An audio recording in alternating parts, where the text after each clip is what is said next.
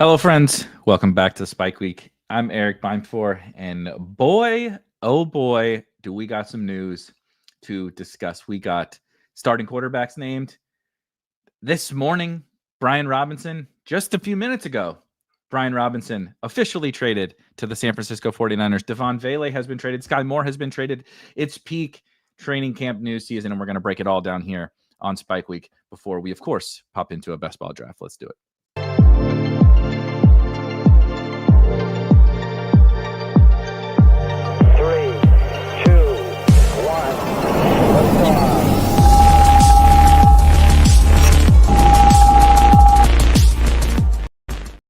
Holy cow, guys.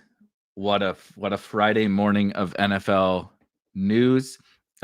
Chris saying I want a refund on my Isaac Garendo teams. As for Best Ball says, I just came from Best Ball breakfast with Mr. Peter Overzet. We drafted a couple of BBM teams trying to recreate our magic that was a team that I joined on stream on one of Pete's streams in Best Ball Mania 2. Where we drafted it together and made finished 8th in Best Ball Mania that year. It was a very fun year. So we've every year annually tried to recreate that magic around this time. And during that show, which of course you can go check out on Pete's channel, which I'm sure you guys are all already subscribed to. But yeah, wow, crazy news breaking. GM to everyone. I got you, Corey. I'll make sure we get that taken care of. Today, warehousing, I'm lowering Flacco in my ranks based on the neck beard in the thumbnail. Not a great neck beard for old Mr. Joe Flacco. But if you have not joined us for one of our Friday shows before, welcome. Thank you. Hit the like button on your way in. We will be drafting a team a little bit later on with our good friends on drafters.com. Super quick housekeeping. I have all the comments from this week of YouTube videos. Thank you guys for posting all of those. It's super helpful. And of course, if you posted a comment, you will be entered to win at the end of the show when we'll finish the news, we'll finish the draft, and then I'm going to give away 3 free tickets to the Drafters main event. So 3 $20 tickets to 3 different winners from those who posted comments this week. That's how you enter to win. Drafters is also running a special weekend bonus. So this is for anyone that doesn't have to be, you don't have to be a Spike Week subscriber. You don't have to be here for this video, whatever.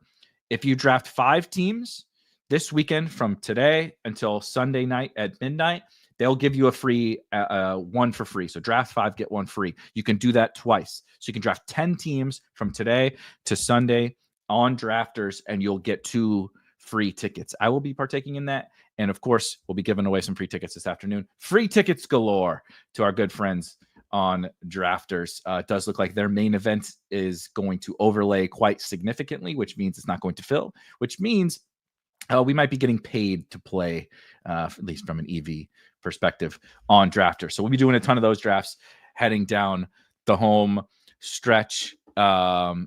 Minnesota Mike says, new sub, first time here. I liked your takes on Best Ball Breakfast with Pete. Thank you. Welcome. Glad to hear it. Plenty of people, I'm sure, disagree with my takes, but welcome to the Spike Week kingdom, if you will. Let's go ahead and get into. So I haven't been able to update the old notes sheet with. Actually, here, guess what? I got to make a couple of these picks in these slow drafts, the college football. So just so you can see the misery that is, look at all these goddamn slows, and some of them with 17 minutes and such left.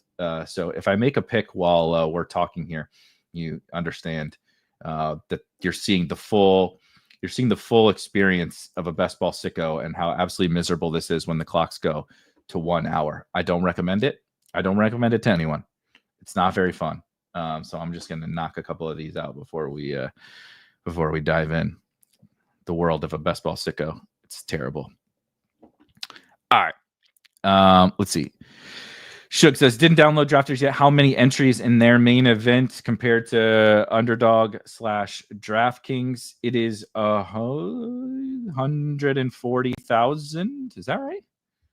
Hold on.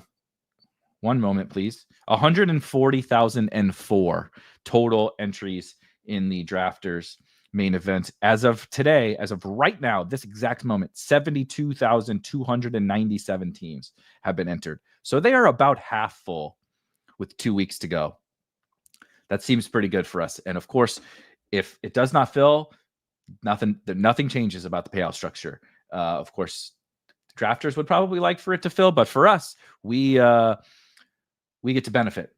They can't change the payout structure. The payout structure is what it is. Doesn't matter how many people enter. If not a single another entry was put into that contest, the payout structure would remain the same. So a very beneficial situation for us. So let's get into the news so that we can put this to use in our drafts, and in particular a draft here in 45 minutes or so. So at the very top, what I was trying to talk about first, before we'll go team by team, all 32 teams, and hit the latest in news. A lot less, honestly, news this week, generally speaking. So there's huge news, like with these trades and stuff like that, but the overall amount of different news, this guy's out, this guy's in, whatever, is a little bit less. But the impacts of, again, like these major trades and stuff are quite big. So we'll spend most of our time talking on all of that. Charles, I'll hit on it when we get to the Bears section. But yes, as Richard says, if you're just showing up right now, Brian Robinson of the Washington Commanders has officially been traded to the San Francisco 49ers. The jokes write themselves.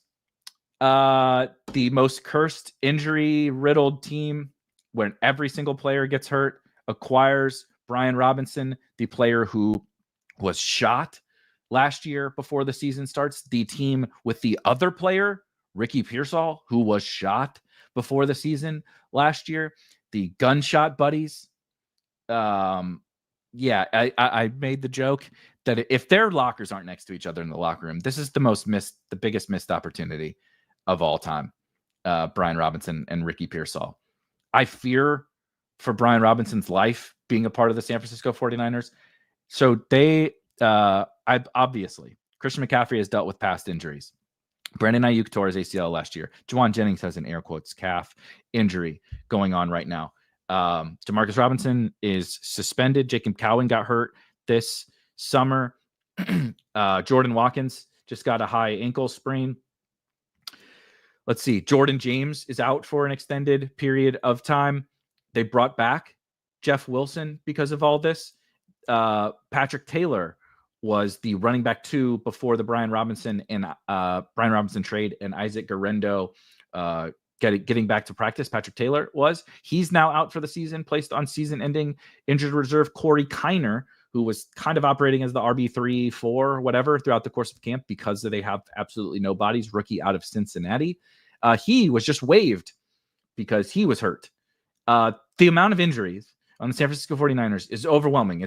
We could spend a whole show talking about all the 49ers injuries. And now Brian Robinson, the guy who got shot before last year, was traded there. I fear for Brian Robinson. Dial says, breaking, Plaxico Burress agrees to terms as the 49ers quality control assistant. Seriously, like what an absolute disaster. So anyway, I was going to discuss the Brian Robinson trade drama, but of course he was just traded. So let's talk about the fallout from there. Off the cuff.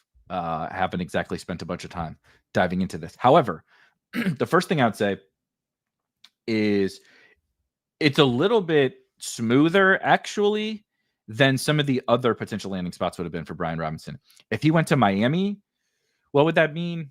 If he went to Houston, what would that mean? How would we be trying to dissect, right? Him versus Ollie Gordon versus Jalen Wright, him versus Nick Chubb I can't think of anything less exciting than discussing Brian Robinson versus Nick Chubb versus Dameon Pierce versus Joe Mixon versus Woody Marks versus Dario Gumbawale versus Jawar Jordan. Okay, I can't think of anything less exciting than that. So thankfully that did not happen. However, I think with the San Francisco 49ers, and especially because they only gave up a 6th round pick to get him, I don't know that there's that big of impacts to our drafts.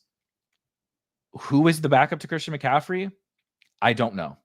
I think I would still give Isaac Guerendo the lead in that little competition behind Christian McCaffrey. Am I confident in that? Absolutely not. Does Brian Robinson need some time to get up to speed? We'll see. Is Brian Robinson maybe just more a thorn in the side of Isaac Guerendo? If something were to happen to Christian McCaffrey, will they trust him to kind of fill in for some stuff alongside Christian McCaffrey more than they trust Isaac Guerendo? It's absolutely possible. But I think, generally speaking, this is still the Christian McCaffrey show. It definitely hurts Isaac Guerendo. I'm going to move him down quite a bit in the rankings. And of course, Brian Robinson, is now just a straight contingent value bet. That's very murky. I think it mostly just really hurts the Guerendo Brian Robinson value, and it doesn't really do a whole lot other than that. What it does do is, on the Washington side, it confirms exactly everything that we were already believing. So if, we had all pretty much assumed, right, the reason why Ja'Cory Krosky-Merritt, aka JCM, aka Bill, was going close to pick 100 was because the expectation was Brian Robinson's not going to be a Washington Commander. We don't need to raise these guys, move them up. We don't need to move up Bill or Chris Rodriguez or Austin Eckler on this news. Now, if you just want to get more of those guys in your best ball drafts, or you just want them in your home league, by all means, go for it. But understand, this was the expectation. This was why we had been drafting all of those guys. I don't really think it changes anything from the Washington side of things. The market's probably going to disagree because the market buys, once the new, they double and triple count, right? We get some smoke about something and the market starts to buy. Then we get some real news and the market really starts to buy. And then it actually happens and the market continues to skyrocket these guys up.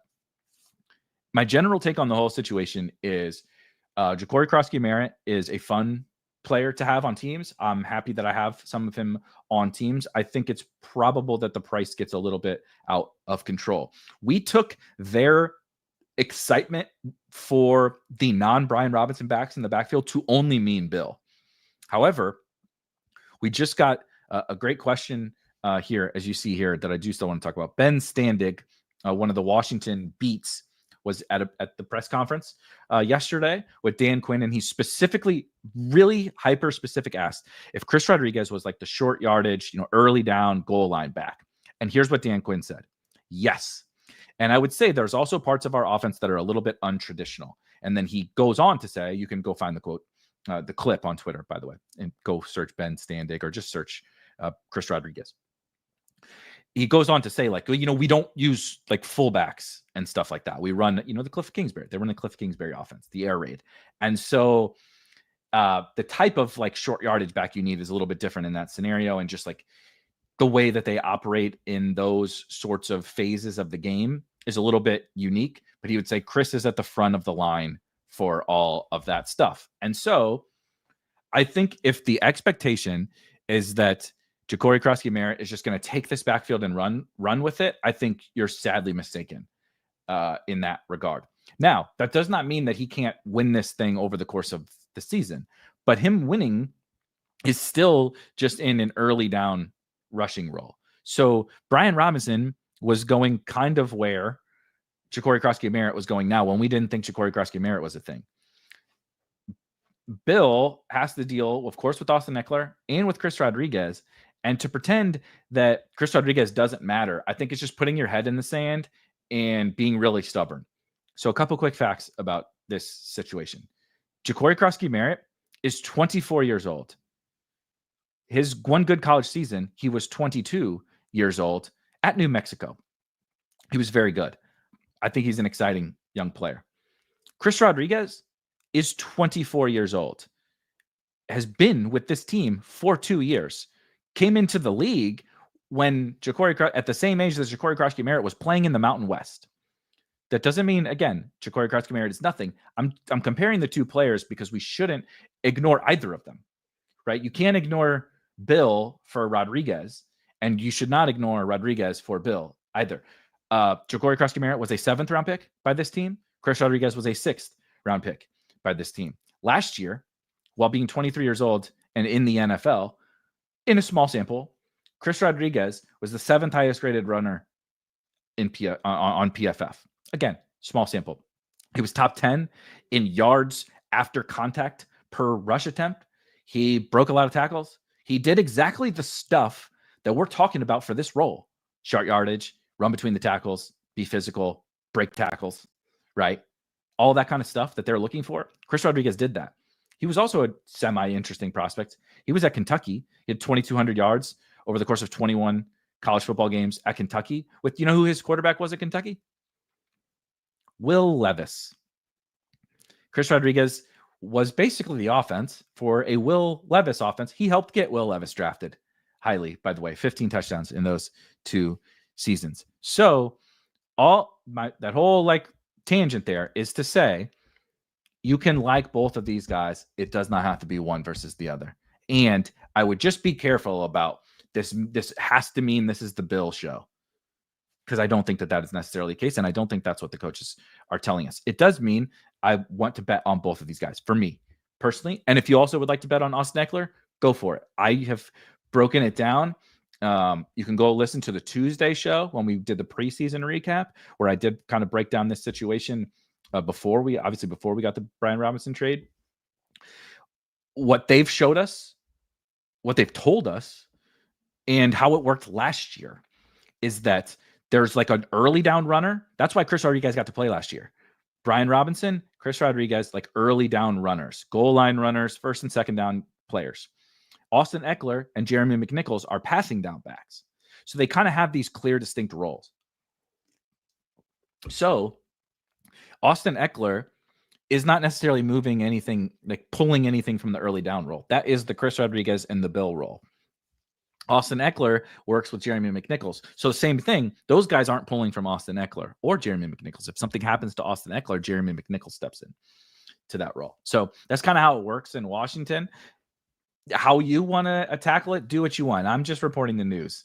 I'm just letting you know kind of everything that's going on in the world of Brian Robinson and the Washington Commanders. Because wow, what this is bullish for JCM. Rodriguez couldn't beat out BRob last year. I mean, it's not more bullish than it was already before. I don't think you should be. So JCM currently isn't beating out Chris Rodriguez. So we can't do this guy couldn't beat out Brian Robinson, because Chris Rodriguez just did beat out Brian Robinson right now. You can't say he didn't beat him out last year, because he just did right now. So maybe he wasn't ready last year, what have you. I don't know. But we can't like pick and choose when to say, well, this guy didn't beat this guy out, because he just did it right now. Why is Brian Robinson traded? It's not just because of Bill. It's also because of Chris Rodriguez. So it's I don't disagree that it's bullish for Bill, but it's already been we've been dealing with that information for a week, right? We've known that since last Saturday or so, that it's been bullish for him.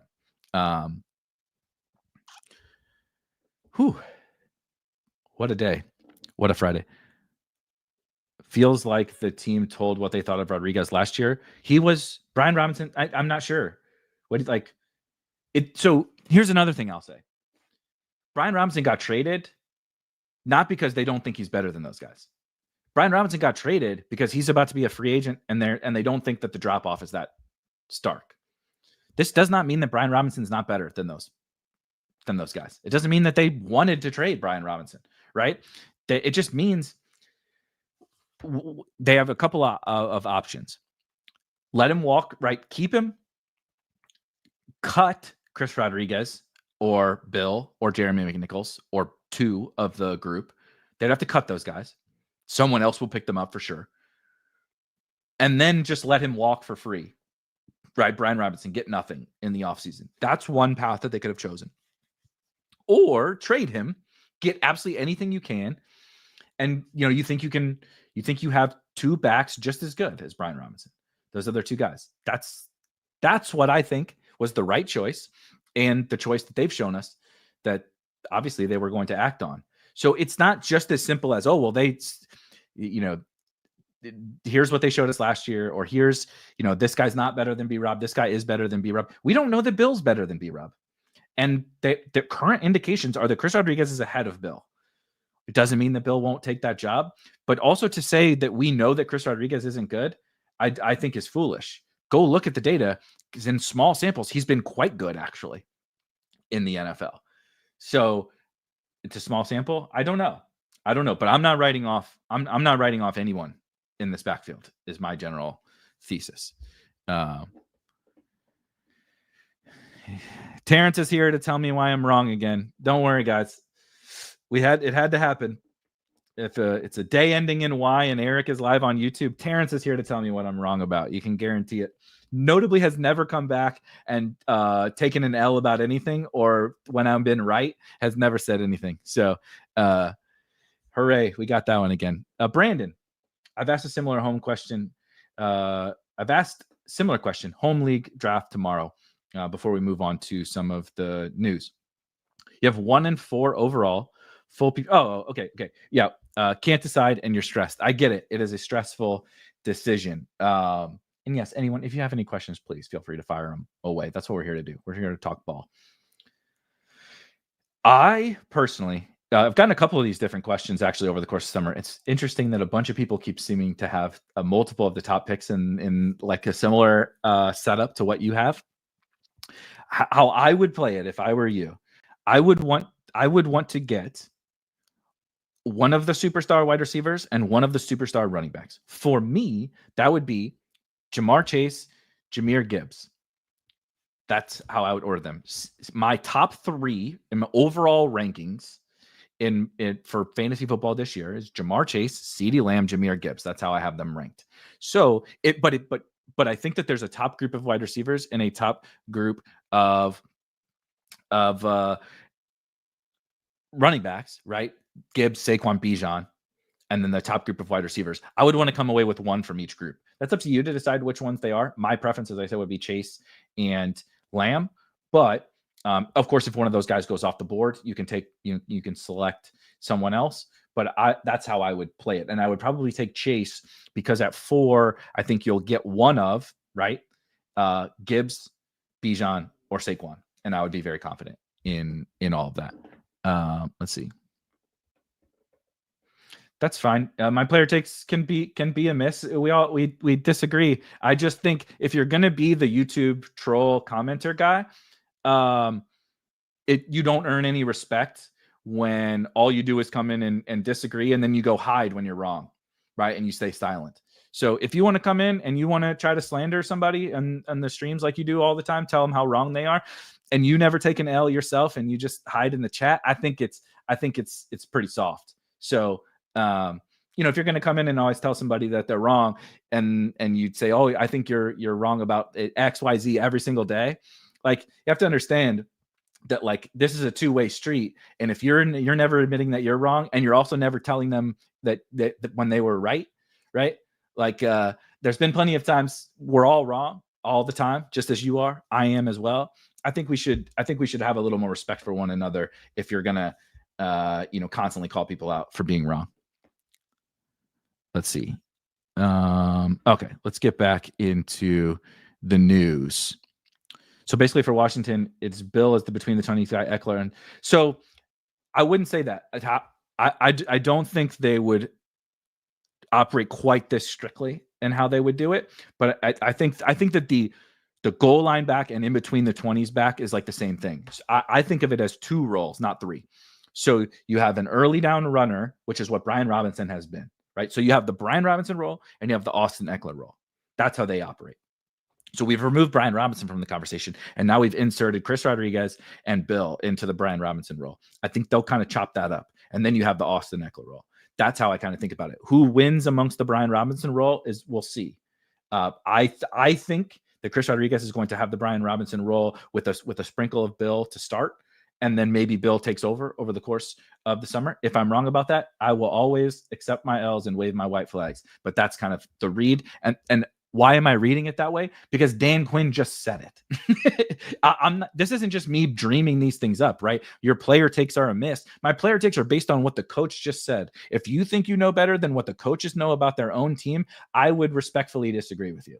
So I'm telling you what the coaches are saying, and you can take it out. Take it, leave it, say that you know better. But if you say that, if your process is that I know better than what the coaches are saying, at least we have to understand that all I'm doing is an I know better process. And then what's the point of listening to any of these coaches, right? Let's see.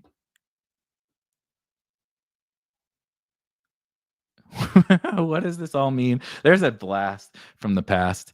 Marlon Mack. Why CD over Jefferson? It's a great question.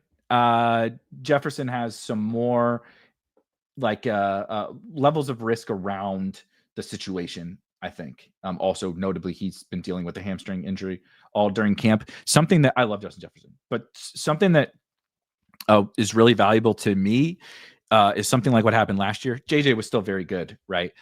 But CeeDee Lamb not falling off when he has no one around him to draw any coverage, and Dak Prescott got hurt, and the whole situation went to shit. When you can still be a star in a situation where, you know, he's the this is fine, the house is burning down, this is fine meme was CeeDee Lamb last year, and he's still producing like a superstar wide receiver that has that floor. And like, obviously he has the upside, but that floor is super powerful to me. I'm not to say that Justin Jefferson isn't also going to be awesome. We're talking about 2 top 5 players in fantasy, 2 of the best wide receivers on the planet. But that's how I have sort of delineated between the 2. And then one has Dak Prescott and probably a game environment every single week where they're really going to have to score a lot of points.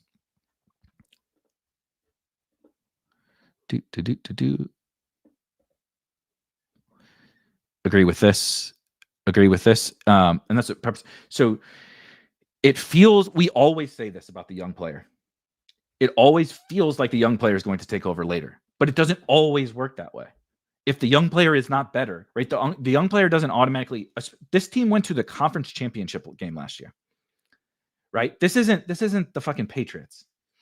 This isn't the Panthers, where like, okay, they're 4-10, so there's no need to play the veteran guy. And maybe that does happen in Washington. Who knows? Maybe they have a much worse season. But if you're going for your playoff push, you don't just say, oh, sure, it's late season. The best ball bros say you got to play your young guys now.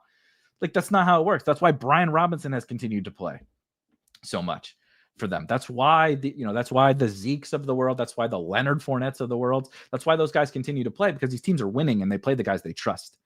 So that means that the veteran can also be the late season guy. It's not only always the young guy that's the late season guy. It can also be the veteran. The other thing that is like, we just like totally throw out the window in these scenarios is contingent value. The old player is not the only one who can get hurt. Who is to say that Bill hasn't played football in 2 years? Who is to say that he isn't the one that can get hurt? And then Chris Rodriguez is we were taking Bill when he was the backup to Brian Robinson, you know, because he might take this job and he might have contingent value. Both of those 2 different things. We can also do the same thing for a Chris Rodriguez, right? We can draft someone like that because he might get some early season work. And then if something happens to Bill, he's got the whole role to himself. There's a bunch of different ways that all these different guys can win. Let's see. Yeah, the other thing, Pete and I just drafted Rodriguez on both of our BBMs on his best ball breakfast. And the other thing to remember is, and this is what Bill is a fine pick too. And again, I'm not trying to make this like a Bill versus, that was not my intention, but to make this a Bill versus Rodriguez, I tried to reiterate, you can draft them both. They're both good picks. We can like everybody here, but I don't think you have to draw the line in the sand. Rodriguez is going to be like 10% drafted in Best Ball Mania. So like, those are just smash picks, man.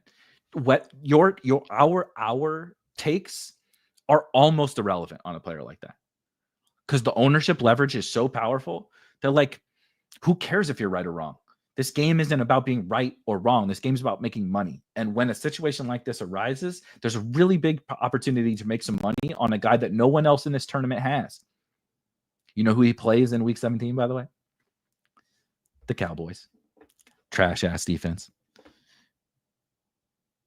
What is the site where you see your exposure across all sites? You're at it, spikeweek.com. There's a link in the description. You can get, if you have a Spike Week premium subscription, you upload your teams and you use our Draft IQ tool, is the tool that we have that you can see all your exposures across all the sites. If you want to see your exposures while you draft with the overlays, we have what we call the Draft Hacker that you can use there. Hold on, I'm just realizing that I have getting fired up about Washington backfield. That's probably just never going to matter. I have a zillion slows by the end of it. Let's see. I like this. Josh says, got 43% bill in my 98 eliminator fasts in the 200s.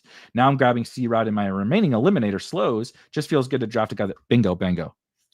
This is it. That's the answer. Don't forget you get access to the Discord. And yeah, we have a food channel that I'm not shitting you is one of the most popular channels in the Spike Week Discord. It really is. And it's also a really good channel to see a bunch of like actual people making some really incredible food. 1+ of the slows this year, hammering Rodriguez. Okay. We're 30 minutes in and we've covered one situation. Quinshon Judkins, just to make sure we kind of hit on that as a separate issue as opposed to just all the different Browns stuff is bingo. I agree. At worst, it's a high quality handcuff. Like that seems good. We draft other high quality handcuffs. Zach Charbonnet goes at pick 100, and I love Zach Charbonnet. Quinshon Judkins still unsigned by the Cleveland Browns. He could get suspended. He might not get suspended. I have no idea what's going on. I don't think anyone does. But the Browns have noted that they will wait for the NFL investigation, or they'll probably wait. I forget the exact verbiage that they use. They'll probably wait. So we sit and we wait for Quinshon Judkins news. I've also been talking quickly. Shuby said it. Caught up to live. Been drinking been listening at 2x. I don't know how you do that because I'm jazzed up. And we're letting it rip. 2x had to sound like a bunch of like chimpanzees or something screaming, throwing poop at the wall. All right. Arizona Cardinals. Nothing really. Honestly, like just about nothing from the Arizona Cardinals camp has happened or been discussed over the course of the last week. So that's nice. Knock them off the list here. 1 second. Yeah, this is going to be a nightmare. Never get into the college football slow draft process. We're down to 1 hour clocks, and this is miserable. Atlanta Falcons. Darnell Mooney, no real update. The quotes were, there's been no setbacks. He's in the same spot. Raheem Morris is fired up. Whatever the hell that means. But no updates on Darnell Mooney. Casey Washington, however, has been having a supposedly good camp. Second-year player out of Illinois, who has been somewhat touted as if Darnell Mooney does miss some time, Casey Washington. So I'm not acting on any Casey Washington information, but just kind of letting you know. Ray McLeod also did leave practice early on the 20th, and Kadarius Hodge has not been practicing.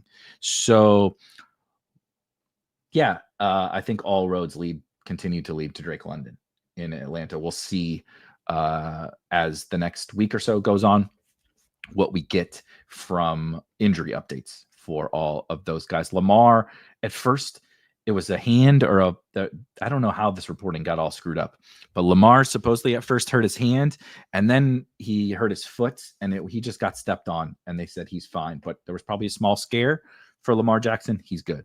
The update from Harbaugh on Isaiah Likely was essentially that I'm not giving you an update. He basically said, he's not going to give away specifics for week 1, which also kind of sounded like there's no reason to play coy. I don't think Isaiah Likely is changing the entire game plan for someone else, but whatever. He's playing this stupid cat and mouse game. But he said Isaiah Likely was always going to be in that range the first few weeks of the season, which did make it sound a little bit more like probably not week 1, but in the first few weeks of the season for Isaiah Likely.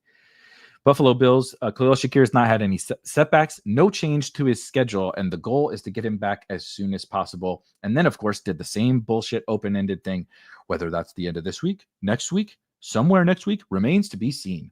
But the way he phrased it, Sean McDermott, did make it seem a little bit more like, okay, maybe next week, Shakir is back at practice. So maybe a little more optimism for Khalil Shakir week 1. Than Isaiah Likely is kind of how I would frame it. I am also all jacked up on Mountain Dew. We're going to it's going to be a crazy day. There's the St. Louis Zoo shuts down a couple times a year on Fridays and has adults only. So you buy a ticket and, you know, it's only adults. You get some booze and get to walk around and do all the stuff without all the kids walking around. And we love the zoo, absolutely love the zoo. So we're doing that a little bit later today. So I'm rapid firing through way too much. I did not need this news today. Let's just say that much. And I didn't do a good enough job of setting my queue for all these stupid college football drafts. And now I'm reaping what I sowed. Do you have a college football team you follow? Not really. I follow what I put my money on. I don't really root. I don't really have a team that I particularly root for, actually. So lame answer, I would assume. But I'm a North Carolina basketball fan, but I can't get behind this Bill Belichick stuff. I'll tell you that. Yeah. Me when sowing versus me when reaping. That's literally me right now. Josh Palmer was getting to play in preseason week 2 when all the other Bills starters were playing, and that could have caused a small scare for everyone. It probably kind of caused a small scare for me, but alas, no concerns. McDermott said that I can't remember if it was McDermott or what's his name, but said he had been a little, I think, banged up and just needed to get some, you know, get his wind, some conditioning, and then he's new to the team, so they were like, just any reps to get used to the offense is good. And then I will just note the Keon Coleman propaganda continues on. Every day is something new about Keon Coleman. Does it matter? I don't know. We'll find out in a couple weeks.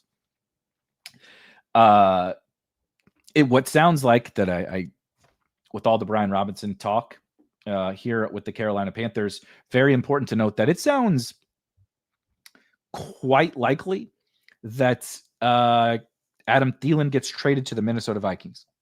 So Jalen Coker did get to play in last night's preseason game. Xavier Legette did not, but similar to the Josh Palmer thing, Coker was getting some reps on special teams, and he's been working his way back from an illness, so he also needed conditioning. Dave Canales, head coach Dave Canales, mentioned that basically they were trying to get him ready for week 1 from a conditioning perspective. And they would definitely be wanting to get him ready for week 1 if they trade Adam Thielen. So in this scenario, I think you'll have to forgive me if I don't think that Hunter Renfrow is the answer in the slot for the Carolina Panthers. You know, if you want to go down that path, go for it. For me, this is huge wheels up for Jalen Coker, a young player in the last round who I've been excited about. We have a buying opportunity on a lot of these guys, right? Chris Rodriguez isn't the only one. Bill is not the only one. Jalen Cokers of the world. These are the exact reasons that we wait and we keep drafts available for this time of year, is to go get some of these guys who we gathered this new information on. And I think Jalen Coker's one. So though Xavier Legette, it's also a bullish thing for Xavier Legette, and probably just a little for Jatavian Sanders as well. If you're looking to learn a little bit more about the Bears, nothing super notable from the last week, though all of their starters are going to play in this week's preseason game. So something to be on the lookout for. Yeah, shout out Minnesota Mike. Adam Thielen coming home. Oh, remember the Swift hate? Yes, thank you. I mean, I don't hate DeAndre Swift. I'm not sure exactly what Swift hate you're referring to. I just don't think. So maybe I guess I do. I just don't think DeAndre Swift is like a special football player. I think he goes at a price. Like the price has gotten really, like if we're gonna say the price for Ja'Cory Krusky-Merritt is getting pretty rich, like what has DeAndre Swift ever done to be? He's going in like the 50s on drafters and like pick 60 on DraftKings. Like I don't like, as much as I don't think like the Roschon stuff is I think Monungai is going to play more than Roschon. I also think it's still possible that Roschon and Monungai both play. I don't think that they're just going to load up DeAndre Swift with all the running back touches, but the price in our fantasy football drafts on DeAndre Swift is such that everyone assumes, I guess, that he's just going to get the majority of that work. And I'm not so certain that that's the case. And I'm not certain that he's ever proven that he's deserving of us applying all that projectable volume to him. Yeah, it's crazy. Jimmy Horn Jr., I think he'll make the team now. I don't think he's relevant for fantasy. Beast Burst says, I'm surprised Bears haven't made a move at running back. That's because they love Kyle Monangai. They dogged me for taking Swift at 130 ADP in the big board. And I hope I didn't, but I might have. So I apologize if I did. Looks pretty good. Cincinnati Bengals. As you guys know, I sometimes too much care very much about the pass protection, passing down, all that kind of stuff with running backs.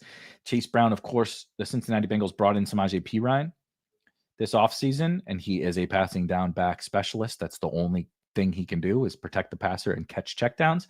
So when they lauded Chase Brown's pass protection and how he has improved, just thought it was notable. So if you're a Chase Brown bull, I thought that was a positive development. And then, of course, as you see here, Mike Gesicki and Jermaine Burton both back at practice. So does that mean we have to draft those guys? No, not necessarily. But in terms of week one, if you were concerned about week one for Mike Gesicki and Jermaine Burton, I don't think you need to be. Will Cincinnati be tight end by committee? Yeah. But so that's why I've continued, and I will continue to say, Mike Gesicki is basically a wide receiver. So that's why it's like feels like a committee. It is what's his name? Oh my God. Drew Sample is like the blocking tight end. And then this Noah Fant is like kind of playing some snaps here and there. And then Mike Gesicki is like this hybrid slot receiver, big slot is kind of what Mike Gesicki is. So yes to that question, but it's weird. It's a very weird situation. And I've grown a little less bullish on Mike Gesicki, just not really because I'm less excited about him. I'm just more excited about other tight ends, though I think the fall on Gesicki, if you do want to dabble in some of those waters, I think you can do so at this Mike Gesicki price. Cleveland Browns. So you mentioned Joe Flacco is the starter, at least for week one. How long does that last? We shall see.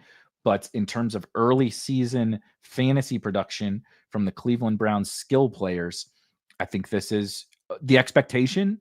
This is what the expectation probably was. But of course, we can take it to the bank now that it's not Dylan Gabriel or Kenny Pickett or something like that at quarterback. Joe Flacco should hopefully boost the early season value of the Dylan Sampsons and Jerome Fords and Jerry Jeudy's and Cedric Tillmans and David Njoku's and Harold Fannon's of the world. And their starters also will play in preseason week 3. So another one to keep your eye out for in terms of the backfield and Harold Fannon and the wide receiver pecking order. Dallas, this one's more so just funny. The Micah Parsons, Jerry Jones media saga is just an absolute shit show. Micah Parsons has removed all mentions of the Dallas Cowboys from all of his social media profiles. So he went the full petty diva route, which is always funny. We need a social media profile index, just like we need a Coach Speak index to understand how often this actually matters. I have no idea if it matters, but it's funny nonetheless. And of course, most importantly, Jaden Blue is back at practice for the folks who like Jaden Blue. Good positive development for him. Speaking of our resident Jaden Blue guy, Shuby says that Sampson has been in every draft guy for me. Same. I think the price is bad. I think every single possible thing that has happened over the course of the summer for the Cleveland Browns has been extremely bullish for Dylan Sampson. And he rose and then kind of went back down when Judkins was not, had the charges dismissed from his criminal case. And it's like, yeah, but this is still all very good for Dylan Sampson. And Sampson's like never really bounced back from an ADP perspective. Denver Broncos, another huge, good God, man. Another huge trade I know it doesn't seem like a huge trade because Devaughn Vele is an afterthought in our world, but Devaughn Vele was a starting wide receiver. So here's the important parts. Whether we hate Devaughn Vele or you hate Devaughn Vele or you think it's funny that it is funny that the New Orleans Saints traded a 4th and a 7th round pick for Devaughn Vele, that tells you that the Saints value him a lot. And the Broncos, if you listen to Sean Payton talk about Devaughn Vele, it was like someone took one of his children away from him. I would just recommend that you go look at that on social media as well. There's clips and as well as written breakdowns of what Sean Payton said. It's very interesting. He loved Devaughn Vele, and they basically made it. Devaughn Vele and Benjamin Albright has done a great job of making this known as well over the course of the whole summer. So he's a starter. They love him. He was one of their top wide receivers. So the issues for Marvin Mims, Pat Bryant, and Troy Franklin, and to a small lesser extent Evan Ingram, were that Devaughn Vele existed as a part of this offense. He may not be a fantasy-friendly part of this offense, but he certainly was holding back all of these other players. Mims, Bryant, Franklin, and then, like I said, to a lesser extent, Evan Ingram. All see like very real boosts, in my opinion. The wide receivers, much more so to me. And I'm prioritizing them, all 3 of them, highly. Troy Franklin being, for me, my personal favorite. He's the cheapest, of course, and he was my favorite prospect. But if Marvin Mims now has a path to running a significantly higher portion of the routes, that's really bullish for him. Pat Bryant does make some logical sense from a body type replacement for Devaughn Vele. Troy Mims being kind of a downfield flyer on the outside. Troy Franklin being a little smaller, skinnier type guy, though he did it all in college. If you want to make that parallel, I think that makes total sense as well. But I just generally think that there's just no way that all these prices are right. I can't guarantee you I know exactly which one it's going to be. That's why I'm drafting all of them, because it's like just total wheels up for these 1 or 2 of these Broncos wide receivers, in my opinion. Let's see. Yeah, so that's another thing. Terrence does say this, and I agree.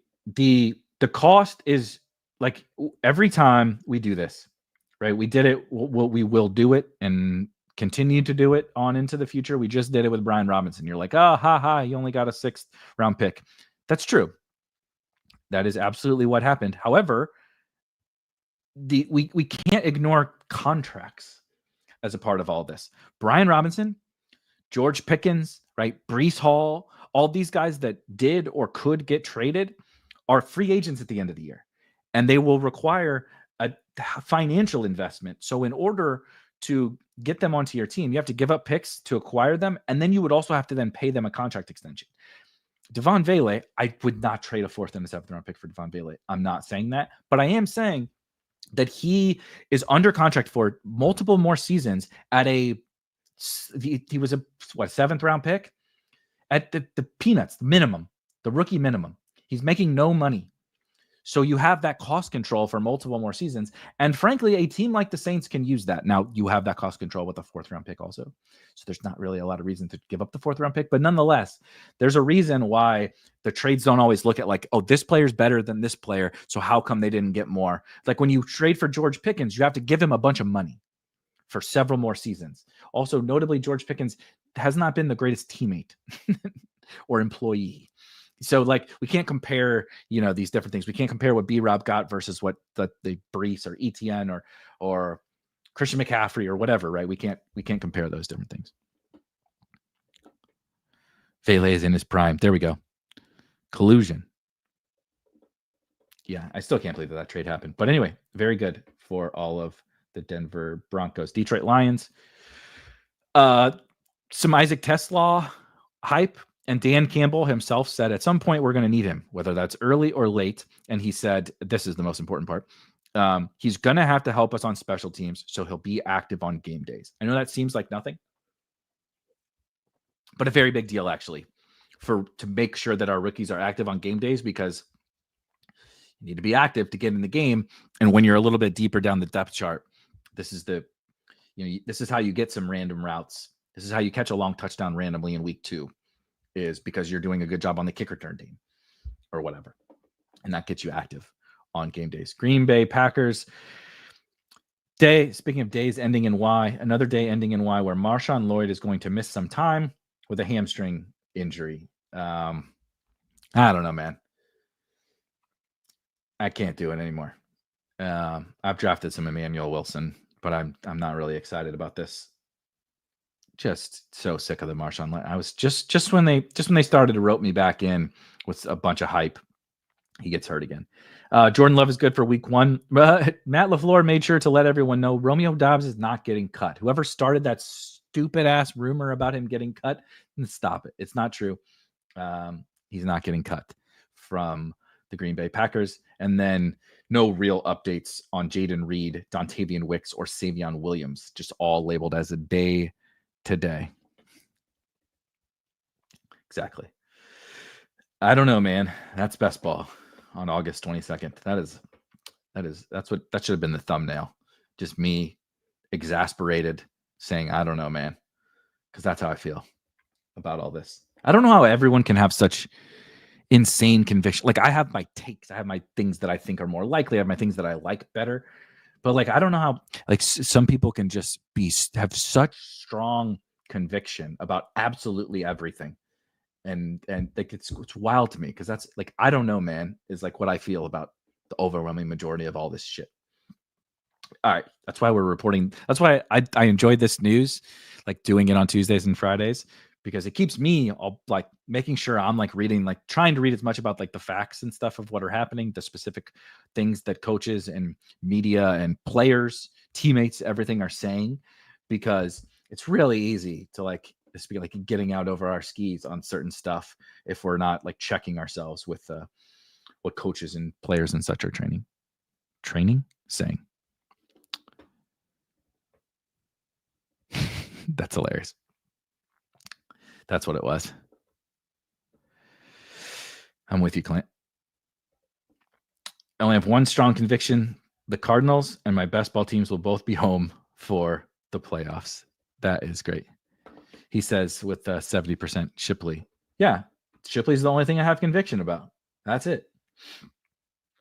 The Shipley should be going at like 125 and he goes at 190. So thus 70%. I have conviction about two things.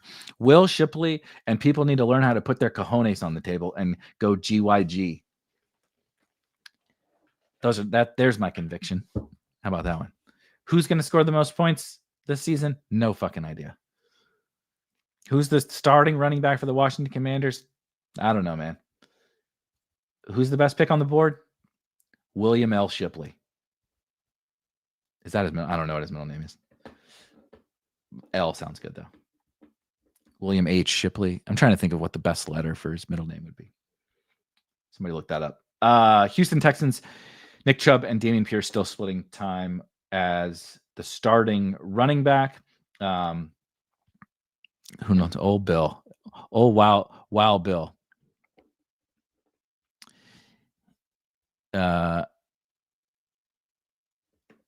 This is interesting. I believe in my eye for talent in some ways. LeBron James. I'm not sure that I would be comparing Ja'Cory Krosky-Merritt type of talent evals with LeBron James in high school. One guy was on the cover of ESPN magazine at 16 years old, and the other was 23 years old and in college and not playing college football. So like, I'm not sure that the parallels are super there from evaluating talent at that perspective. I also think what I will say as someone who, I try as much as I can to not bring this up because I think sometimes you sound like an asshole when you do it. But like, I played football my whole life. My dad was a high school football coach. I was a little whippersnapper on the sideline at high school football games. My dad won a state championship as a football player. He's in the Hall of Fame at my high school. I played college football. I coached high school football for an extended period of time. I followed the game like from an X and O. Like I was a good athlete, but I got by largely on the X's and O's type stuff. I think I know. I watch all these guys, the college players, the Like I was watching Harold Fannin every Tuesday and during Maction season. Like I follow all this stuff. I think I have a pretty good eye for talent, and I get stuff wrong all the time. And what I would say is most people pull up a YouTube highlight or they watch one game on ESPN and they think they've decided that they know how to spot talent. And what I would tell you is every single person, myself included, should be more humble in their talent evaluations. And there's a lot more that goes into it than evaluating talent. So that's how I would phrase that portion of it. We all should have our takes. That's the fun of it. But we also should have a little bit of humility in our process for doing so. Also would just say we're not trying to be right about who's the best football players. We're trying to find the guys who can win us the most money. And oftentimes, not oftentimes, a decent amount of the times, those things are not apples and apples. You could find the best player and he may not be the best guy to draft for fantasy. You could draft the worst player, right? Like I just came from Best Ball Breakfast with Pete Overzet. The most impactful player, I think, on the team that we drafted that got top 10 in BBM that year was Sony Michel. And I thought Sony Michel sucked. He actually sucked so bad that they were going to cut him. It was a Brian Robinson. Sony Michel was basically Brian Robinson of that year. If you recall, Sony Michel was on the New England Patriots. They were basically, they decided he wasn't as good as their other running backs. So they were going to try to trade him. Nobody really wanted to trade anything for Sony Michel because, again, he was about to be a free agent, former first-round pick. And in come the Rams because Cam Akers is out for the season. This is pre-Kyron. Cam Akers is out for the season. They're desperate for a running back because the Rams are really good. So they come in and they swoop in and they trade for Sony Michel. Sony Michel soon thereafter was out of the league. Not good at football. But if you were able to pinpoint that player, you won a bunch of money. Not because you thought Sony Michel was good, but because you were able to feel, well, he's going to get to play football for this team. And sometimes that's it, particularly at the running back position. Let's see. Even though 30% of his production in his best year came in 2 late season college football games with opponents. Yeah, exactly. That's the thing. It's go through there's always these issues with all these different prospects. And that's why we should never be super confident. Bill's overall season production looks good. And then you go back and look and you're like, well, some of it should be taken with a grain of salt. This is also true. I think I could average maybe not 3.3. Over under 2.9. Could I get to 3 yards per carry taking handoffs from Jaden Daniels? I would die. It would be 1 carry, but I think I could get 3. Jaden Daniels is that powerful. That's how good. That's why we care so much about this silly Chris Rodriguez, Bill versus Eckler, etc. debate is because anybody can produce with Jaden Daniels standing next to him, the quarterback. All right, we got to pick up the pace a little bit here because I do still want to do a drafters draft, and we got to give away some free tickets at the end. By the way, if you're watching right now, if you could hit the thumbs up, of course, so we can keep giving away. If we can keep getting likes on this video, if we can get all you guys to like this video, we can keep giving away free tickets. And I'm gonna try to get some more stuff to give away in season. By the way, obviously we can't give away best ball tickets in season, but I'm gonna try to give away some stuff in season as well. And if you guys smash that like button, we can keep doing so. Indianapolis Colts, Daniel Jones named the starting quarterback. It's really hilarious. Everything that's coming out of there is super duper funny. Full transparency, I think Anthony Richardson sucks. I wasn't a big Anthony Richardson fan, but I think the most bizarre thing that these teams do is get into the business of someone like Anthony Richardson and then not want to fully commit to get to being in that business. The guy has barely played football. He's 23 years old. He's younger.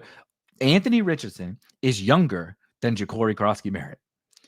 And everyone has decided, myself included, that it's over. He sucks. Whatever. So much so that we're going to play Daniel fucking Jones. Daniel Jones? He's not saving your job. He's not taking you to the Super Bowl. I don't know, man. Hopefully, if I were the Pittsburgh Steelers, if I were the New Orleans Saints, I'd be swooping in right now trying to get Anthony Richardson. What do they have to lose? Nothing. maybe he can be right. Maybe he can go be a backup to Jaden Daniels or something like that. I don't know. Can you get us 2.9 yards? That might be more than Garendo now. a full 2.9. A full 2.9. Zach says, I watched like 8 routes of Kadarius Toney going nuclear as a rookie and lost money on him the next 3 seasons. Our eyes lie to us all the time. Let's see. So I'm glad you said that last point. It's very, very true. Our eyes lie to us all the time. The other thing that happens, like when people say like watch the games, I always laugh because I'm like, I literally watch every single game every single Sunday. And if you just watch like, the CBS broadcast or the ESPN broadcast, or the NFL, there's so much you don't know.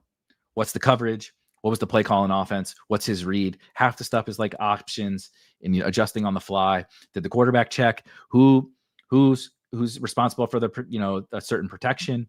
Who's where are the running backs supposed to go on this play? Right?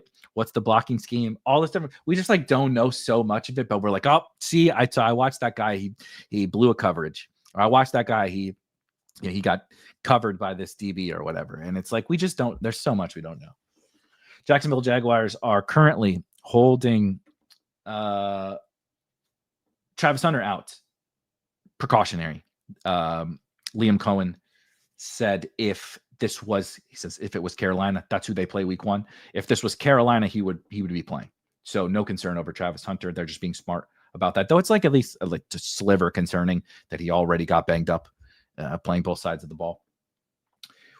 As it pertains to the running backs in Jacksonville, we're still in the thick of it. I think we've seen great things from all 4 of those guys. Remember, he said 4. We only talk about 3, but LaQuint Allen is number 4. It's going to be damn near sorry, he said darn. I'll say damn. It's going to be damn near impossible to have 4 active guys on game day. That's a challenge we have to work through over the next few weeks. So obviously, I think some would take that to mean LaQuint Allen is inactive. I kind of think Tootin might be inactive to start the season. Just to be honest. Doesn't mean you can't draft Tootin, but I think if you put a gun to my head right now, or you gave me truth serum, I would tell you that I think Tootin is inactive to start the season, just because of what LaQuint can do on passing downs. Hollywood is back at practice, but the Chiefs are like notorious for taking things slow. And speaking of that, Jalen Royals is not practicing with knee tendonitis. And if you read between the tea leaves a little bit, or you read between the tea leaves. What would that be? If you read the tea leaves a little bit, I think they're not really concerned as they just traded Sky Moore. So obviously we'll get to Sky Moore, also a San Francisco 49er alongside Brian Robinson. Good God, man. What a desperate team.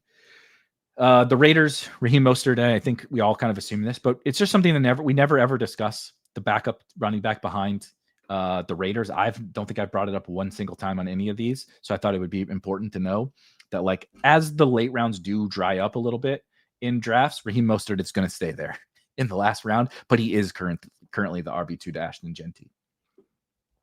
No update on Najee Harris in Charger land. And if you go look up some of the things that Harbaugh specifically said, it is the most word salad ass shit you've ever heard in your entire life.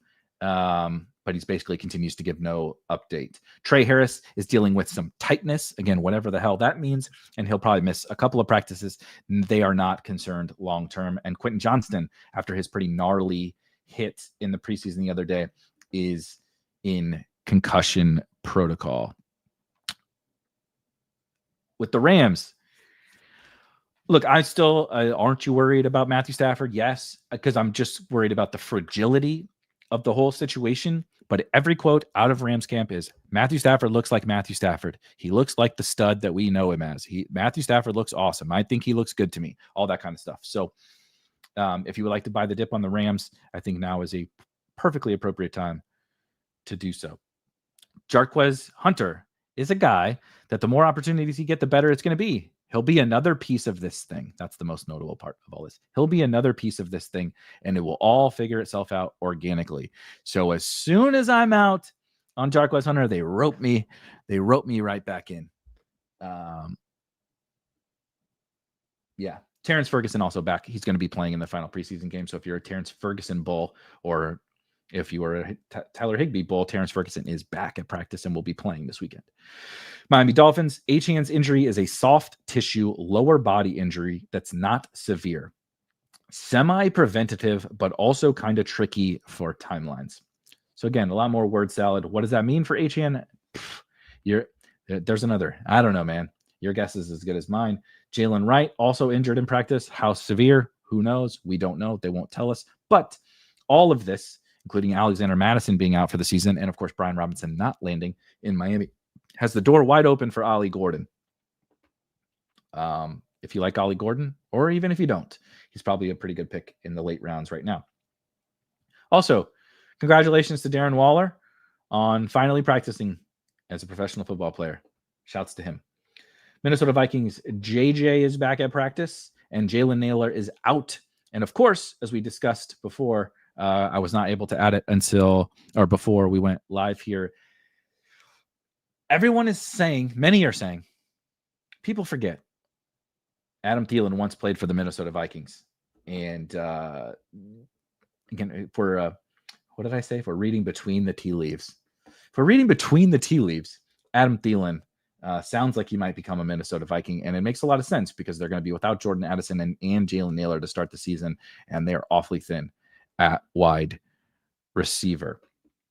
New England Patriots, nothing except, unfortunately, Jalen Polk, probably the most overdrafted player in all of 2024 fantasy football, out for the season. I don't think anybody was worried about him anyway, but it does remove one of the 17 bodies in the Patriots wide receiver room.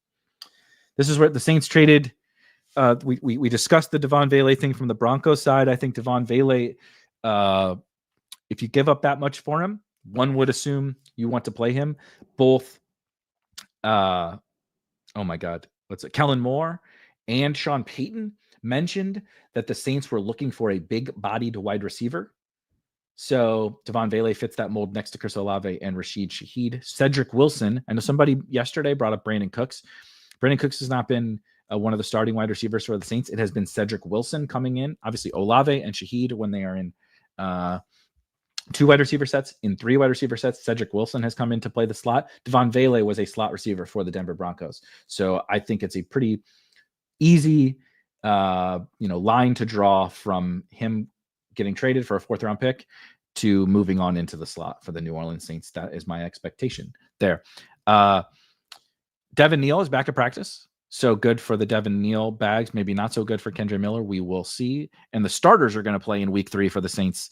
Rattler will get the start at quarterback.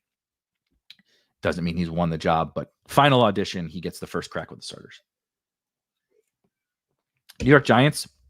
Last night, just a couple of fun notes. Jackson Dart looked good. Not a big Jackson Dart guy here, that's for sure, but might end up having to be a Jackson Dart guy if he keeps playing like this. That being said, it was preseason game against backups. He also really needs to learn how to slide, and Brian Daboll made that known as well, and that was quite funny. Malik Neighbors did not play, but warmed up and was jumping around like the mutant athlete that he is, doing 40-inch vertical 360s and catching the ball one-handed. I think Malik Neighbors is just fine if you were concerned about his toe injury. And the quote, this is old. I forgot to update this, so let's ignore. We did this one last week. Jets. Just again, I know we've talked about this like a million times, but the Jets, Aaron Glenn, yet again, just says, we have 3 good running backs, and he's just said, I keep saying that.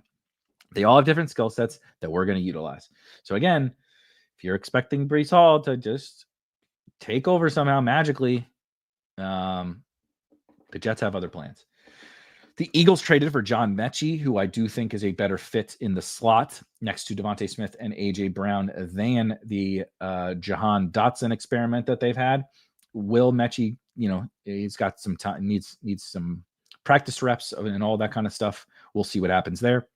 A.J. Brown and Devontae Smith are working really hard to be ready for week 1, says the coaching staff. It's a little bit concerning, but we'll see. I'm not concerned yet. Aren't you worried? Not yet, but talk to me next week if they're still not practicing. Nothing out of Pittsburgh. San Francisco, of course, we talked about Brian Robinson and him versus Austin Eckler, him versus Isaac Guerrero at the top, and your guess is as good as mine on that front. But Patrick Taylor went to IR. Corey Kiner was waived. Isaac Guerendo is back at practice, which is why we were originally kind of excited for him. And now very, very short-lived Guerendo hype season. They also did trade for Sky Moore because not just their running backs are injured, all their wide receivers are also injured in San Francisco. No, I'm not drafting Sky Moore. Seattle, they are optimistic about Torrey Horton for week 1. No other real updates there. They said he could have gone back in the game when he tweaked his ankle in the preseason game. So they're just taking care of a little bit of swelling and all that kind of stuff. Ken Walker is practicing, and they are speaking highly of how he looks. So if you are concerned about that, don't be. The Bucs, obviously, another big deal you've probably been seeing in your drafts: the rise of Emeka Egbuka, the rise of Cade Otton, the rise of Mike Evans, etc. Well, Chris Godwin has come off the PUP list and is currently targeting somewhere about an October return. The original report was they're hoping to return to practice, right? This is like the ramp up. So the Joel Embiid, we're ramping up. He's returned to practice about week 2, which would make sense for a week 3 or week 4 return for Chris Godwin. So that's sort of my expectation. Jalen McMillan out for an extended period of time with his neck issue. Obviously, neck issue is not something to take light not something to take for granted. So who knows? We don't know really what's up with Jalen McMillan. It's not a life-threatening thing. It's not a career-threatening thing, they have said, but got to be cautious with that. And Rachaad White is also back at practice. So if that's a dip you're interested in buying, you can go ahead and buy the Rachaad White dip. Not that we cared about this because Tyjae Spears will be back, but the Titans made it very clear that Julius Chestnut is ahead of Khalil Mullings in the race to be the RB2 until Tyjae Spears comes back, and possibly the chase to make the roster. So we'll see about that. And then on the Washington side, we discussed all of that stuff, the non-running back related stuff for the Washington Commanders. Noah Brown is close to a return. They said something like he is out of the rehab stages and about to return to practice or something like that. So whatever the fuck that means. And then it's also notable, Jalen Lane has entered the conversation. He has entered the mix for last round wide receiver picks for me. Got run with the ones, of course, no Noah Brown, no Terry McLaurin, etc. But they took him a lot higher than I would have in the NFL draft. But he is like an exciting little athlete. I just thought he would be like slot only, and they've been excited about him being even able to move to the outside. I'm unsure if that could hold up in a real life NFL football game, but they like him. They're showing a lot of preference to Jalen Lane amongst their kind of depth wide receivers that I think is at least noteworthy. So that's hilarious. All right, that's the news and notes. Let's go ahead and hold on. We got to hop on over to our good friends over at Drafters because, of course, we are going to be giving away some free tickets, and I'm going to need a bunch of you guys to fill a main event here, it appears. I need 9 of you to come hang and join this Drafters main event with me so that we can fill one of these. And then when we are done, we're going to give away 3 free tickets to the Drafters main event. A Godwin comp to Embiid would be bearish. Yes, that is absolutely correct. If we're comping Chris Godwin, and I won't ever say it again because I love Chris Godwin and I hate Joel Embiid. But yeah, the Fast Lane. That's a local sports talk radio show. The Fast Lane is. It's actually pretty good. I like those guys. I don't agree with a lot of the local sports talk radio fellers, but I'm entertained by the Fast Lane guys. It looks like we need 6 more. 6 of you folks, fire up that Drafters app. Come, the water's warm. You guys know Terrence told you all my takes are terrible, so I'm going to draft a really bad team. You can come on in and soak up this EV. It's going to overlay. And you're only drafting against 10 guys in this team because I'm in it. Will Waller just retire in the middle of the season if the Dolphins aren't competitive? Probably. Honestly, yeah, probably. Waller can't get hurt unless he practices. Exactly. Does Drafters have an app? Yes, they do. I quite enjoy their app, honestly.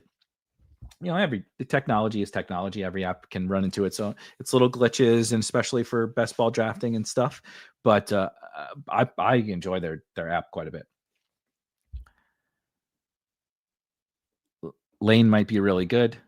The Virginia Tech offense is so old school. Yeah. Also, last year, Kyron Drones, the Virginia Tech quarterback, was getting hyped up heading into the season. And let me tell you what, he fell right on his face. He got banged up. But Virginia Tech passing game was a disaster. Tootin was great. Of course, that's where Bashal Tootin comes from, is Virginia Tech. But we are full here, and I am sitting in the 103 beautifully with probably a bunch of you guys in here. So I'm not particularly excited about how this is going to go. Also, Kid Jewish, that is an epic name. We got South, we got Bernie, we got a friends and family draft. But yes, Warehouse says tournament might overlay. It's only 50% full. I would guarantee that it overlays pretty much. It has pretty much every season, and this year they seem to be running a little bit further behind. So we're going to be doing a bunch of drafts down the home stretch here, because there's like no better place to play than a site that just has a tournament that's not going to fill. So think about this. It's not going to fill. So like, you're already competing against far fewer teams than the expectation was for the tournament, which means your money is worth a little bit more on that site. It's more likely, right, that you for every dollar that you put in.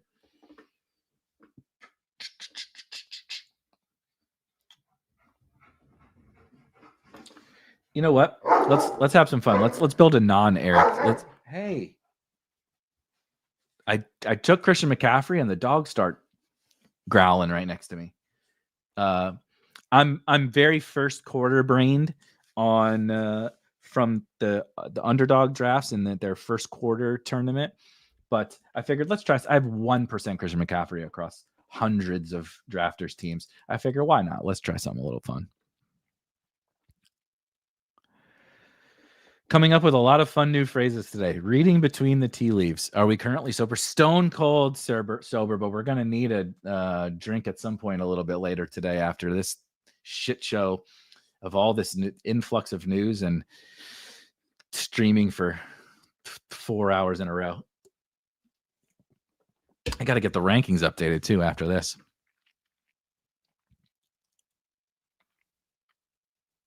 I feel like young quarterbacks forget how to slide in general. Ain't that the truth? You would never catch me sliding.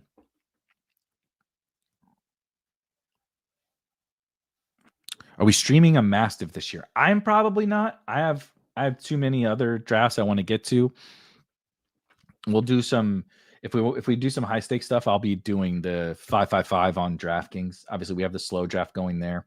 I got to get out the next video from that, and that will be the kind of high stakes draft that will be. And there's a $250. They call it the high roller on Drafters. There's a high stakes tournament here on Drafters too that we'll probably do some of those, but not a Mastiff for me. Though I know Rob has been a fan of the Mastiff in previous years. I don't know if he'll do it this year or not. There you go. C Money says that was a hype bark. It was. They were trying to, but they weren't growling. They're playing right over here next to me. They're like, God damn, are you ever going to stop talking about the Washington backfield has become the new goddamn Cowboys backfield. You keep sitting in your office, staring at your monitors and talking about this Bill guy. Bill and Chris and their excellent adventure. Sorry, I'm also making some college football picks. God damn.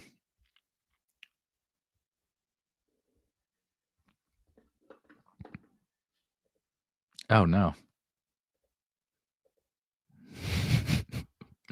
Proud owner, Drew says, proud owner of 0% Garendo and 0% Jordan James, but BRob seems more like an insurance move than a move to lessen seems. Totally. I could not agree more. I don't think the BRob thing is an indication of Christian McCaffrey at all. It's an indication of Jordan James is hurt. Patrick Taylor is out for the year. Corey Kiner is hurt. Jeff Wilson ain't it. And Isaac Orindo has not exactly been a picture of health himself. So it is strictly, it was a 6th-round pick.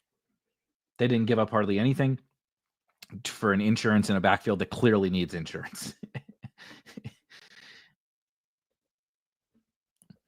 100%. BRob is an indictment against Grendo or James or both, says Clint. I agree. Do my CMC teams really have Trey McBride? I've done this one before, clearly. Well, I'm going to do it again. Too bad. One of my 3 CMC teams on drafters have Trey McBride.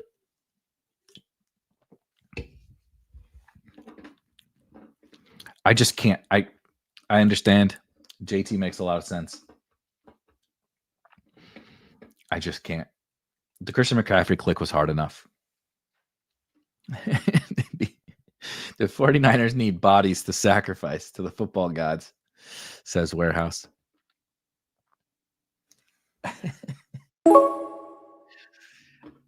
So now I got the most boomerish pull-up of all time, but Mike Evans. I've been trying to pull him up a little bit. And honestly, I'm trying to get him. He's like so anchored to the right side of the board. It's changing a little of late. But I think people are getting hip to the Mike Evans is going to be a smash for the first 4 to maybe the whole season. But that Mike Evans is going to be a smash. And yeah, see money on board with it. So I've been moving Mike Evans around, trying to get a little bit more. But you don't got to force it in like Best Ball Mania or DraftKings or whatever, where the late season stuff, he could be a little worse late season. I think he'll be fine. But he's such a good early season play now. No McMillan, no Godwin. I love Ibuka, but Mike Evans is still Mike Evans. I think he's just going to cook for a while. There you go. 49ers theme song, Let the Bodies Hit the Floor.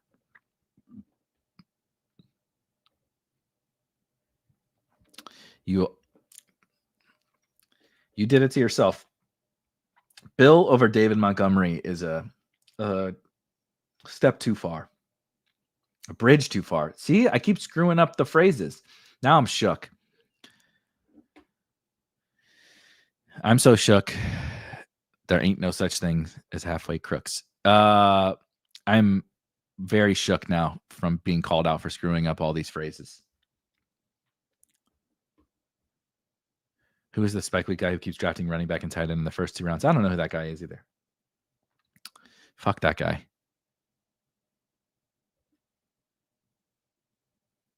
It's funny. I can't help it with the tight ends.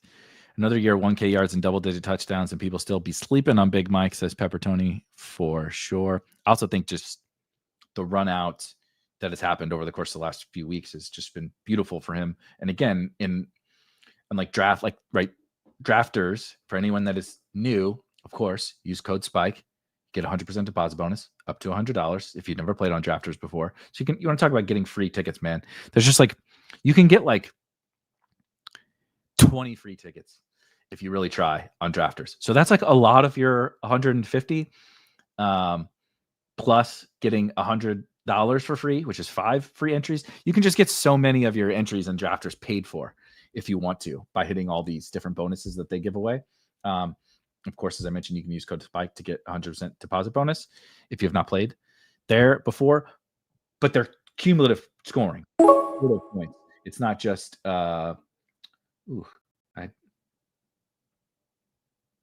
see, you can tell I have a type, but I do think JMO is a really good click on these teams. But with total points, the Mike Evans of the world really do look a lot better. What the hell? Oh, okay. I thought my screen was wigging out over here. Thoughts on Otten on drafters? Smash. The best place for Cade Otton is the first quarter contest on Underdog. The second best place for Cade Otton is in the Eliminator. The third best place for Cade Otton is on drafters. Awesome. Did Devontae just come back? Oh, baby. Let's go. Evans, JMO, Devontae Smith with CMC and Trey McBride. Can't believe I just built the winning CMC team. What a time to be alive. Aren't Bill or any major risers bad picks because you're competing with all the teams that got him? So I wouldn't go so far as to say bad picks. I would go so far as to say you need to make sure you understand how you're putting them onto teams. Because the flip side is someone else got him in the later rounds before, but they don't have certain other guys on their teams. So when you get a huge significant riser in a total points format, you just want to make sure that you are not taking, right? So I don't want to take all of those guys on the same teams and also not take a new late round guy. If you take him with Chris Rodriguez, great. But Bill wasn't drafted for the first couple of months. So he's still not going to be a 100% drafted player. So that doesn't outweigh all of it, right? But it offsets some of the concerns of what you're talking about.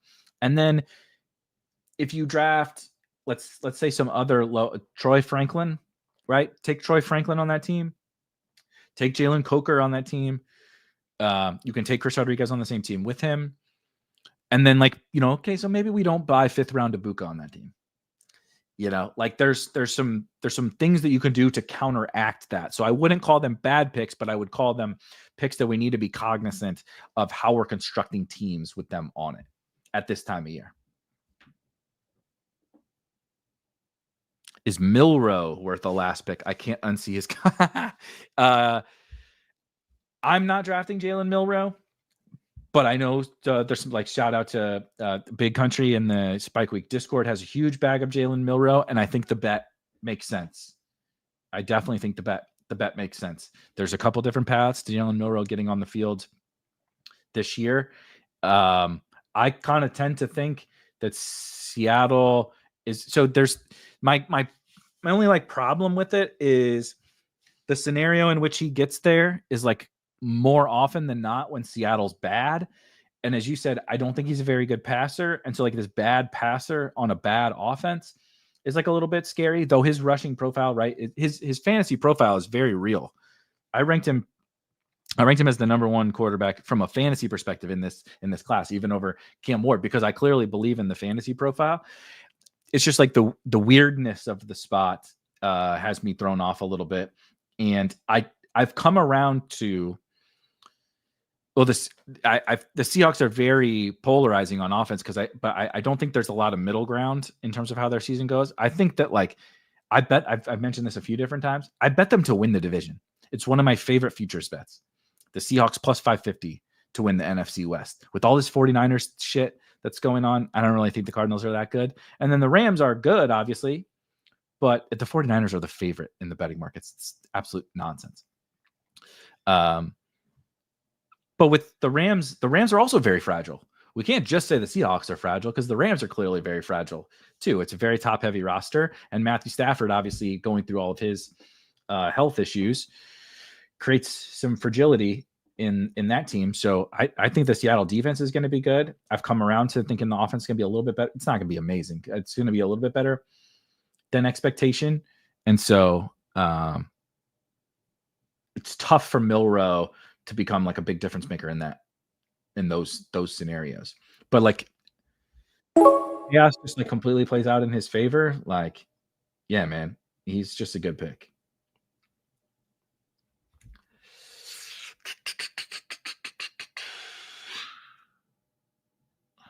Ugh, Tony Pollard, I guess. Don't love it. This goddamn wide receiver range getting wiped out is infuriating.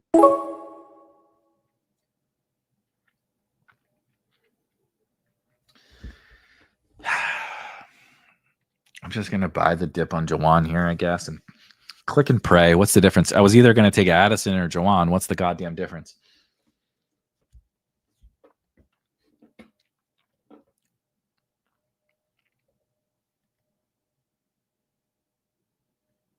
My first 4 combo has never been drafted in this tournament, so the remaining 16 are whatever, says Bernie. Justin Jefferson, AJ Brown, Jalen Hurts, and Xavier Worthy. Wow, never been that foursome has never been drafted. That's pretty awesome.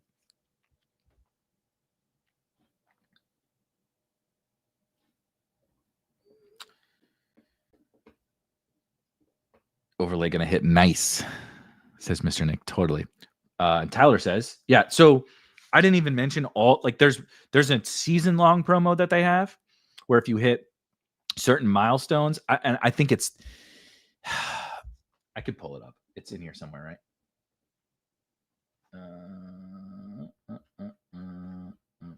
Let's go back.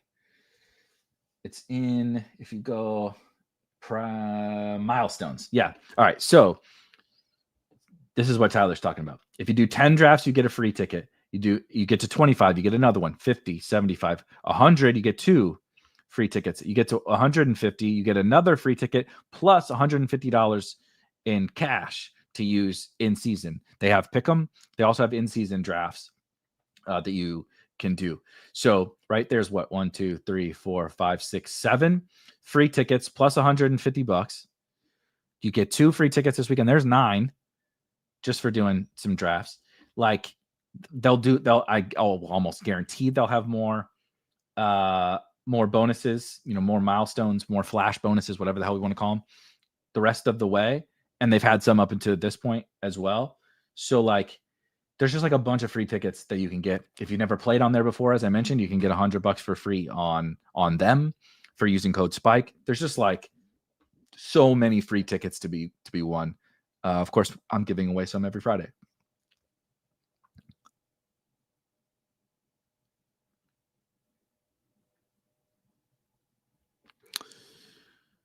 So just what we need, more new contests.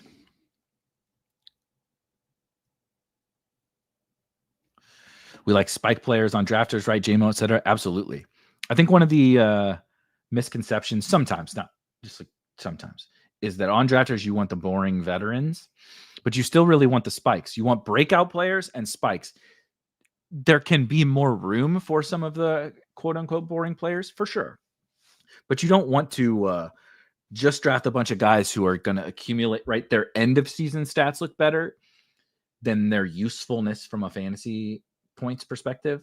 Like if JMO has the same like end production as Calvin Ridley, right? Just in terms of catches, yards, touchdowns, whatever. I would almost guarantee that Jameson Williams is still going to be more useful for fantasy, because why are those spikes so important is because you have a stable of wide receivers that when you score 5, we'll just use 3 or 4 other guys' scores in that week. But when you score 30, it adds more points to your lineup. If you're just scoring 15 every week, it's like that there's some value in that, but it's not really winning you anything, because through sheer variance, by having 8 or 9 wide receivers on your team or 10 or whatever, you're just going to get a bunch of guys to score double-digit points in a lot of weeks. So just getting double digits is not that valuable. You want to have the big peaks. And if you have to have some low valleys to find those peaks, it's totally worth it, because that's why you draft 8 or 9 or 10 of that position. Holy Lord. Okay. I mean, David Montgomery, guys, that's a fall. This is a sicko room for sure. Really hate that I drafted CMC in here. Good God, man.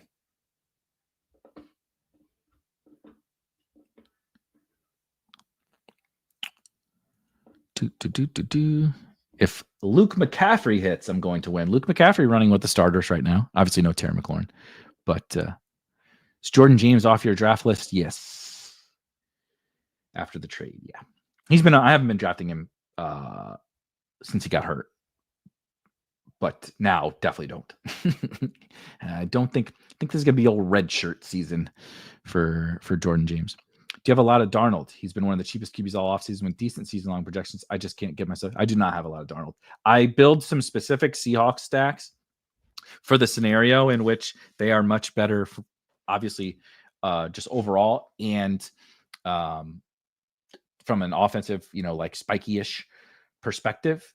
I build some of those, but I don't want to be over. I'm not personally interested in being overweight those stacks. God damn, man.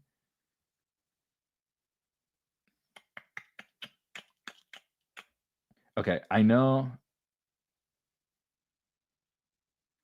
I'm actually going to do Baker here because I kind of want to do the Otten thing. I kind of want to do the Evans-Otten thing on more teams. I want to do Baker, Evans, Otten, and be like, they're still going to rock on offense and soak up a bunch of Evans and Otten spikes with Baker. I can get a Jared Goff.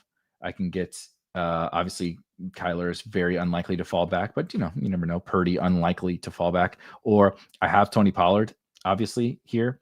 Jared Goff makes sense. I have David Montgomery and Jameson Williams, but Tony Pollard, I could set up something with Cam Ward as well, if necessary. Do you do DFS? Absolutely, sir. We'll be covering DFS as soon as this, so not next week, but the week after. We'll start covering DFS here on the channel as well. First time. So for anybody that doesn't know, I've worked in the industry for a long time. And it was more than a decade ago now. I started in DFS at RotoGrinders. I actually started as a product manager over there. That's been like my career for a while, outside of this. And then shout out Cal Spears. He was my boss then, now just friend because he sold the company. But got me into, I was heavily playing DFS, but I was just doing, behind the scenes work, not anything from a content perspective. And he kind of like talked me into doing some content. And then a couple of years later, I'm doing full-time.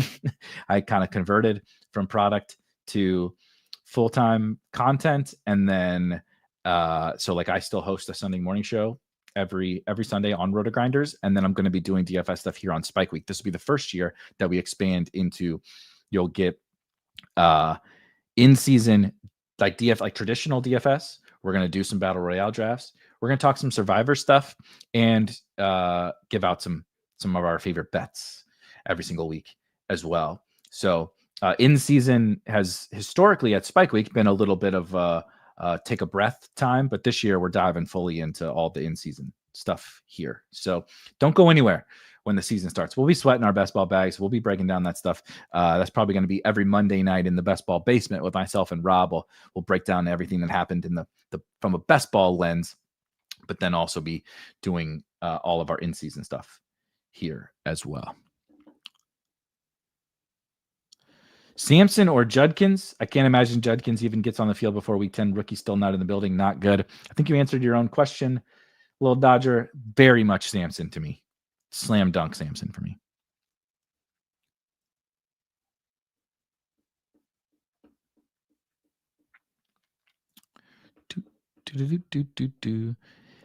Is B. Kurt Bernie from your high stakes draft video guy? He says, hi, that's me. It is. Shout out, Bernie. I think on drafters is much more important to focus on eliminating zeros. I think that's fair, though I wouldn't, you also can't take zero risks either. It's a weird, but what you're describing, that threading that needle is the answer on drafters. If you can figure out how to get useful players, but also make sure you're finding the difference makers, which often require taking risk, that it's very difficult to toe that line. I mean, if this works out for us here, we're going straight to the podium.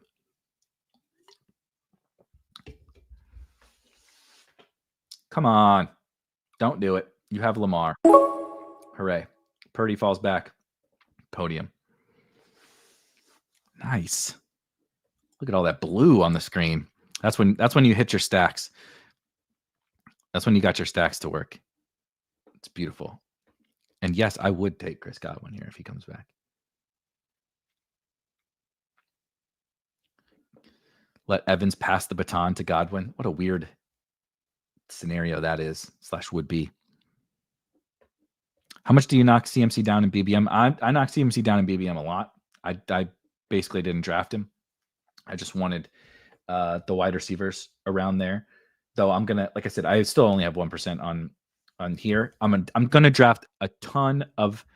I did draft some CMC in the Eliminator. I did draft some CMC in Superflex, and I'm drafting a ton of CMC in that first quarter contest on Underdog. And then I'm being nice. We'll take Godwin. I'm being intentional about a small, like I'm going to dedicate a handful of teams, very small subset to some CMC teams to try to build them in like a kind of particular way, a somewhat similar way to this team here. Not everyone exactly like this, but a somewhat similar team to this. I talk a lot about, like, one of what I think are the most important things in best ball specifically, but really fantasy football overall, is like following all this news, following everything that's happening in training camp, what's happening in the preseason games, what coaches are saying, what teammates are saying, what beat reporters are saying, what's gathering all this information, trades, right, roster moves, following all that kind of stuff, and then acting on it. Because this is our edge, our information edge. If there was no edge to all this stuff that's happening now in August, we would just draft all of our teams in May and be done and come back when the season started. Because who cares? If this information was not valuable, we would do all of our drafts in May because we would try to get as much closing line value as, right? We would try to put 150 teams in and get as much of that. Pick 85 Emeka Buka, pick 80 Ricky Pearsall, right? Pick 60 Travion Henderson. We would try to get as much of that as we could. But the reason why we don't do all of our drafts back then is because we don't have the information about all these other guys. We didn't have this Brian Robinson information. We didn't have the fact that Devaughn Vele was getting traded. We didn't have the fact that every 49ers running back under the sun was going to get injured. We didn't have the fact that the Dolphins were all going to be injured. We didn't have all this information, right? So we need to save some teams for when we get that information. We're willing to forego the fact that I'm going to have teams that have to take a Buka at 60, that have to take Pearsall at 60. I'm going to have to do some of that. But it's because I want to wait for Bill. I want to wait for Chris Rodriguez or Troy Franklin or whatever. And so it's this, again, everything is about this constant like push-pull type stuff. And so it would be hypocritical of me to take all of this that's happened and pile on to Chris Rodriguez and Bill and Troy Franklin and Pat Bryant and all that kind of stuff, and then not say, it's been a pretty good run out for Christian McCaffrey, at least in total points. If aren't you worried about CMC making it through the whole season? Sure, I am. I'm willing to bet against some aging running backs doing that. That's fine. But from a total points format, like, fuck, man, I don't know. If you get 13 games out of Christian McCaffrey, is that enough? Given what's happened in their running back room? Like, probably. And so I think it would be a bit silly for me to anchor to only one, part of that equation. Speaking of the Dylan Sampson question, taking Dylan Sampson here. That's hilarious.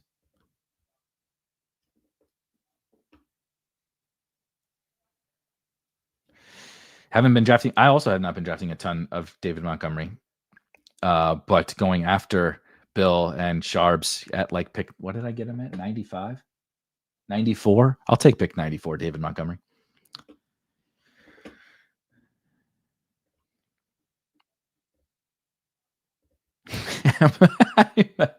Steelers fan, and yes, Pittsburgh should scare you. To this question from Versaire.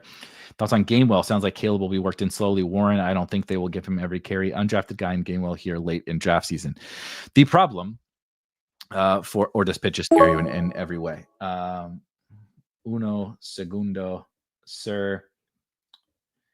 Take Pat Bryant. Starting at the back, Pitt scares me in absolutely every way. I just could not be less interested in an offense. than Pittsburgh. However, if you're going to do it, I think a running back is the place to do it.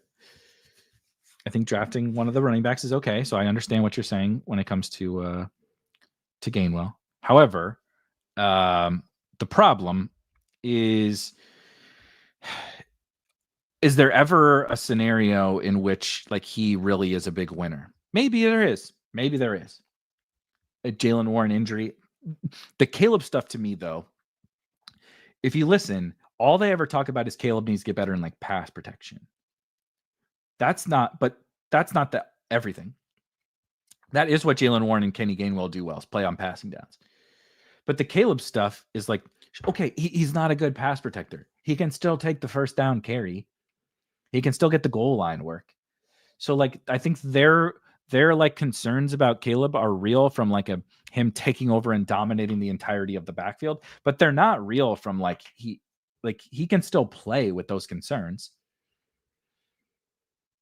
It's like we just talked about the Washington stuff. Like Bill and Rodriguez are not going to be passing down backs. That's not why we're drafting them. So we also shouldn't draft Caleb Johnson expecting him to be. Now, the hope was, how much of this can he actually take over? And it turns out probably none of the passing down stuff. Maybe not yet, at least.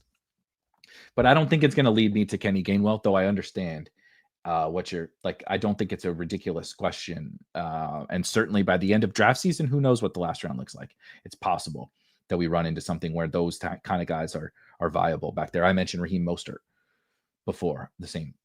I mentioned Kenny Gainwell last week, maybe, and then Mostert this week. I don't want to take those guys just yet, but it doesn't mean they won't become viable. 10 years in the DFS world. I've been playing for longer than 10 years, but 10 years in the working in the DFS space. Yeah, I can't believe it. It's pretty crazy.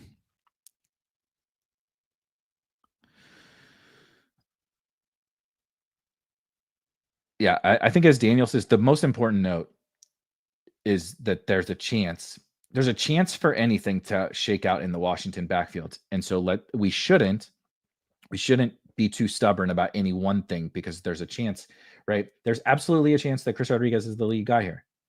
Doesn't mean you have to think that's the most likely scenario. But to arrogantly just spout that there's absolutely zero chance of this while touting a 24-year-old 7th round rookie who didn't play football last year as like, there's no chance it could be anything else, right? That's what people said about like Kamani Vidal.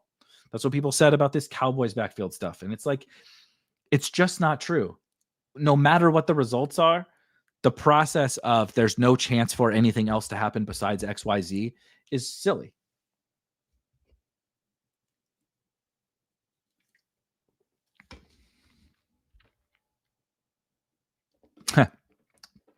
You're not going to get me to sign up for this Kamara take, but the hope for Travion is not that he becomes the next Alvin Kamara. I will say, not for me. Alvin Kamara ain't got that much juice, brother. Alvin Kamara ran like a 4.6 40. Alvin Kamara is like really elusive and a really good receiver. Travion Henderson, the hope for Travion Henderson is that he's Jahmyr Gibbs or something along those lines. That's the Travion Henderson upside swing. Like the Travion Henderson thing is like we're drafting at the 103 next year. Something like that. Oh boy. Is Freiermuth underpriced, says Clint. I'm just going to go ahead and say no, but I guess maybe. I don't think it's possible for me to think a Steeler is underpriced. Who are your favorite last round guys right now for Best Ball Mania? This goes for pretty much all of them, but Troy Franklin, Chris Rodriguez is not really a last round pick, but he's definitely in that mix. Jalen Coker. I'm sure I'm forgetting some other names here. Of course, you guys took Will Shipley, and I just forgot. No, I didn't. Okay. Whew. Kate Otten.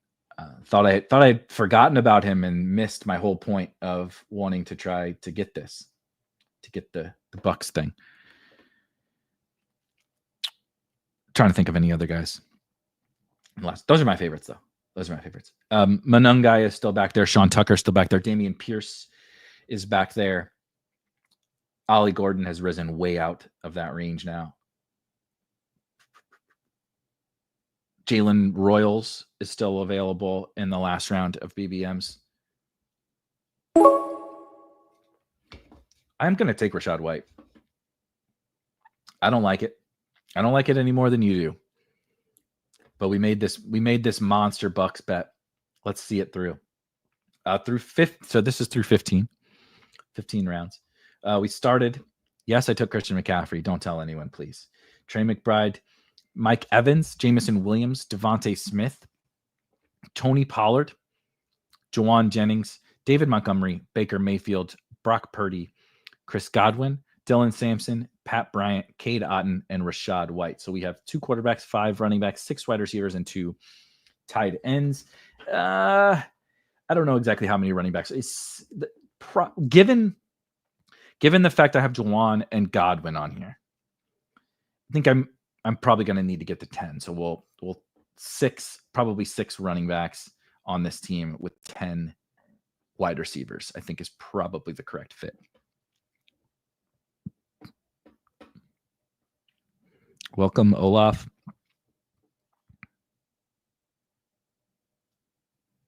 Yeah, agreed.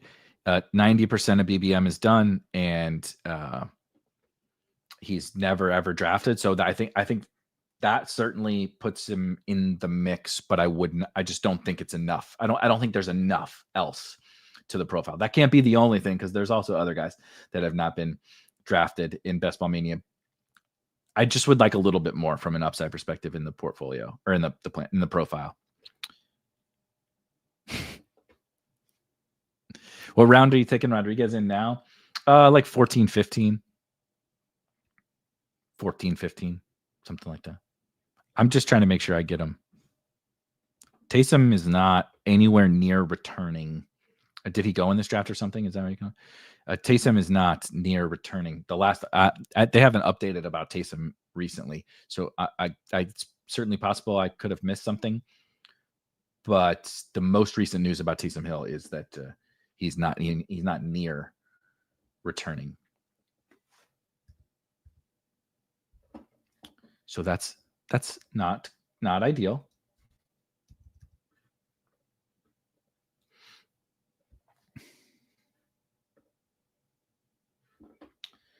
Better get my free ticket giveaway stuff rolling here, because we are in round 16 and there's a lot of names that we got to put on the wheel.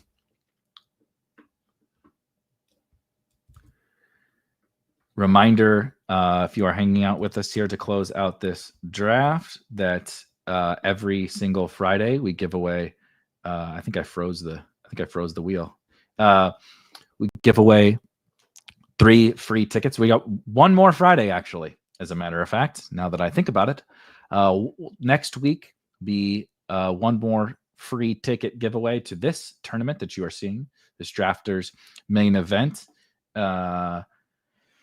All you have to do to be entered to win is, of course, hit the like button on this video that you are currently watching, and B, drop a comment on any video for that week. I grab them all from that week. Good guy. Oh, yes. Bang. Coker. Nice.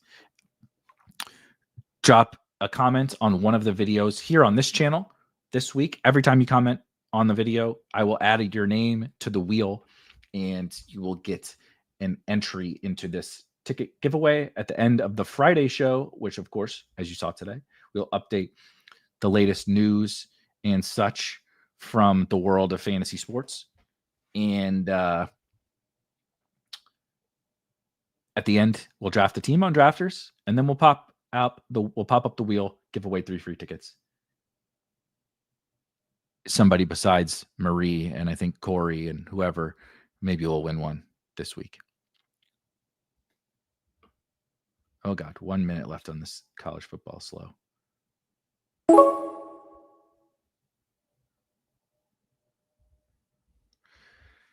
Okay. I think I need to let's go ahead and wrap up the running back room here with Mr. Kyle Manungai.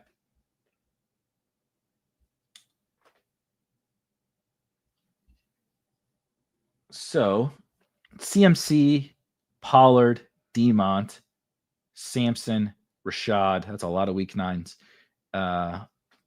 So we'll be, but we got CMC, Pollard, Demont in week 9. It's fine.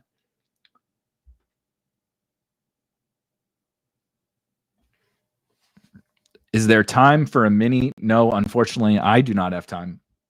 You guys can pop into a mini, but we'll be over 2 hours by the end of this. And I did almost 2 hours with Pete right before. And I think did I mention this earlier on this show? We've been going for so long that now I don't remember. The St. Louis Zoo, a couple times a year on Fridays, they lock it down from all the kiddos. Now you have to pay to go. Of course, they bleed us adults dry, but adults can go without any kids there, get some free booze and stuff too. When you are, damn, Franklin was still there. I'm a fucking idiot. See, the good pick by that gentleman. I should have taken Troy Franklin over Monungai. Anyway, yeah, thanks. See, I don't remember. I couldn't remember. But to Mule's question, that's why there's no time. We got shit to do. Got to wear these dogs out. You heard them playing just a little bit ago. Yeah, exactly. How dare they take away the zoo from the kids? But it's, some of us still feel like, what's up with all the Mastiff questions? I'm not going to play the Mastiff. No. So you wonder why I repeat myself. I repeat myself because people ask the same questions over and over. And it's totally fine. I did not mean that in a derogatory fashion. I just meant people come and go. People are half listening. Some people are listening on 2X, like Shuby is, which I can't fathom listening to a conversation about Ja'Cory Krosky Merritt and Chris Rodriguez on 2X for a half hour. That seems insane. Yeah, exactly. No Cowboys backfield discussion today. Jaden Blue back at practice.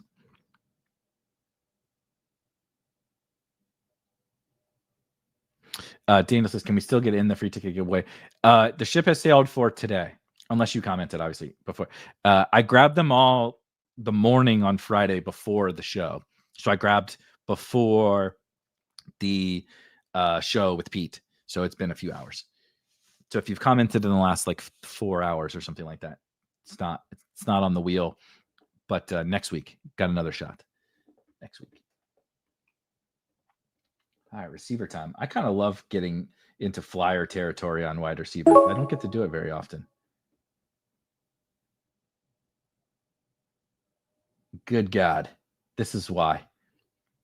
I'm going to take Kayshon Boutte. Kayshon Boutte.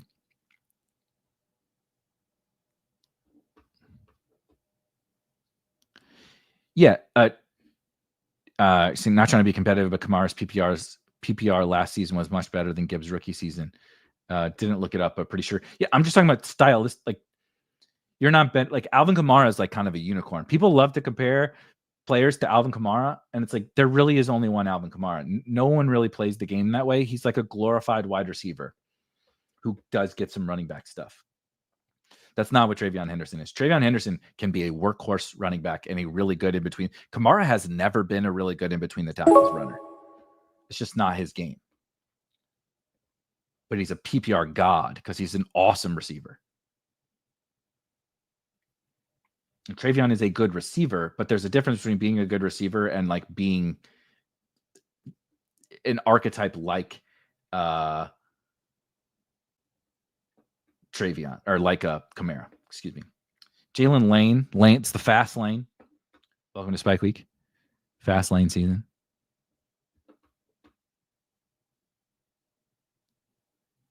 Ooh. What's the best exhibit at the zoo to visit while inebriated? So we have one of the best sea lion exhibits in the country in St. Louis. St. Louis Zoo is actually ranked really highly. St. Louis is not ranked really highly in very many things other than murder rate. But the zoo is up there. It's legitimately one of the best in the country. It's also free. Well, one of my wife's cousins ran this. She still worked at the zoo, and I know a couple people that work at the zoo. Ran the sea lion exhibit. She was the head sea lion trainer for a while. But so they have a show, which is very, very good. But they also have this big, huge exhibit, and then you can go underwater into a tunnel, like a glass tunnel, right? this big tunnel, and the sea lions and stuff swim all around you. They come up to the glass, and it's like, obviously it's like you're in the tank or whatever you want to call it with them. That would definitely be the one for sure. We have 100% Jalen, dude. So I haven't even gotten around to looking at I'm just behind. The NFL's killing me this week. But I am very excited for week 0 of the college football season. And probably 100% Jalen Daniels, I would assume. I'm going to guess Avery Johnson's very popular. Not sure. Shark Tunnel. Little Dodger says the Omaha Zoo has a shark tunnel. That sounds almost freaky, but I would love that. That would be amazing. I love the zoo. I love animals. You guys know I'm with the dogs and stuff. I'm an absolutely insane dog lover. So yeah, the zoo is just one of, like, we go several times a year as adults. We don't have any kids. Like, my wife and I just go. I don't know. It's one of my favorite little like pastimes. Check out all the animals. It's really peaceful. It's a great way to get away from worrying about Chris Rodriguez versus Ja'Cory Krosky-Merritt, or Javonte Williams versus Miles Sanders versus Kavontae Turpin versus Hunter Lepke versus Phil Maffa versus Jaden Blue versus Deuce Vaughn. It's a really great place to get away from all of that stuff. It's a really great place to get away from being on the clock in 7,000 slow drafts, and the college football ones are under an hour. You get the point. Yeah, good God. I mean, this is just awful. Every time I pull it up, I'm on like under a couple minutes on one of these stupid drafts.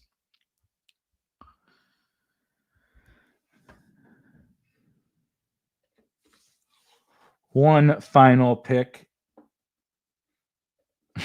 Al says, when I want peace, I send the kids to their grandparents. That makes sense.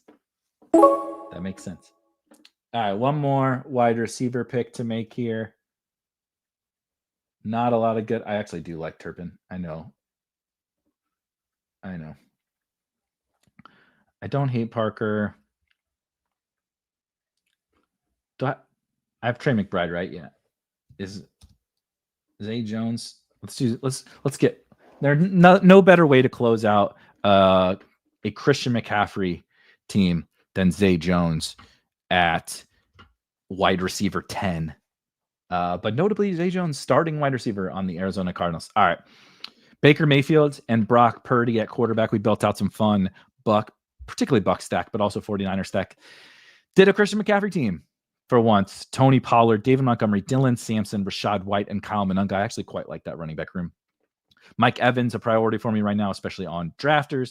Jamison Williams, Devontae Smith, Juwan Jennings. Yeah, we'll see if he's healthy. Chris Godwin, we'll see when he's back. But that's why we drafted 10 of these guys, including Pat Bryant, boosted with the Devaughn Vele trade. Jalen Coker, hopefully boosted with a potential Adam Thielen trade. Kayshon Boutte hopefully wins the wide receiver 3 job for the New England Patriots. Jalen Lane, hype machine out of Washington, and Zay Jones, wide receiver 2, ? I'm Ron Burgundy in Arizona. Trey McBride and Cade Otton. All right. Most important time. You don't come here for the news. You don't come here for the drafts. You come here for the free tickets. That's funny. Not over yet. Look at all these. Appreciate you guys with all the comments. Let's see if we can top it next week. If so, maybe we can add some extra things to give away. I'll see what I can come up with this weekend. But let's go ahead and give away 3 free tickets.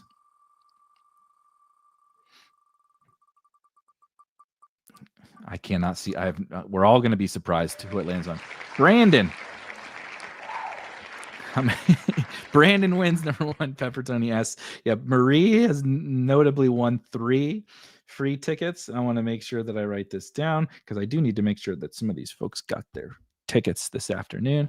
All right, let's remove Brandon from the wheel. At least that one entry from Brandon. See who gets ticket number 2. Oh, I think that's Corey. Corey, I believe Corey won. Ticket number 2 for Corey. At least ticket number 2. Is that 2 or 3, Corey? If you're still here. I know you were here before. You know it's at least 2 when the reply is that number 3. That's insane. Who do we got here? BPR829.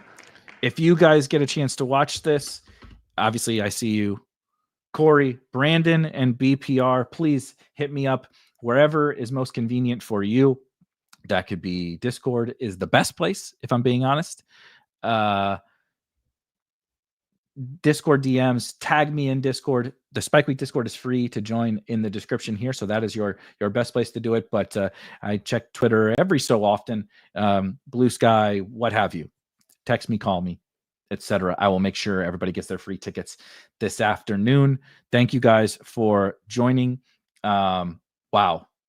What a whirlwind. Everybody have a wonderful weekend. Enjoy your Friday. Enjoy the preseason games. I'll be back with another episode of Legendary Sickos probably tomorrow. We're recording tomorrow. Full transparency. Enjoy the college football. Enjoy the college football tomorrow. And I will see you guys on Monday. Have a great weekend. Cheers, guys. Peace.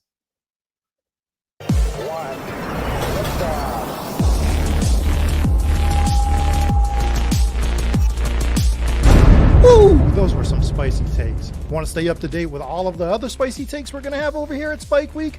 Why don't you press that subscribe button below? You turn notifications on, we draft a team, boom, you know about it. We have another spicy take, boom, you know about it. You can be there. You can draft with us. You want to stay up to date? That's how you do it. All right, we'll catch you later next time here at Spike Week.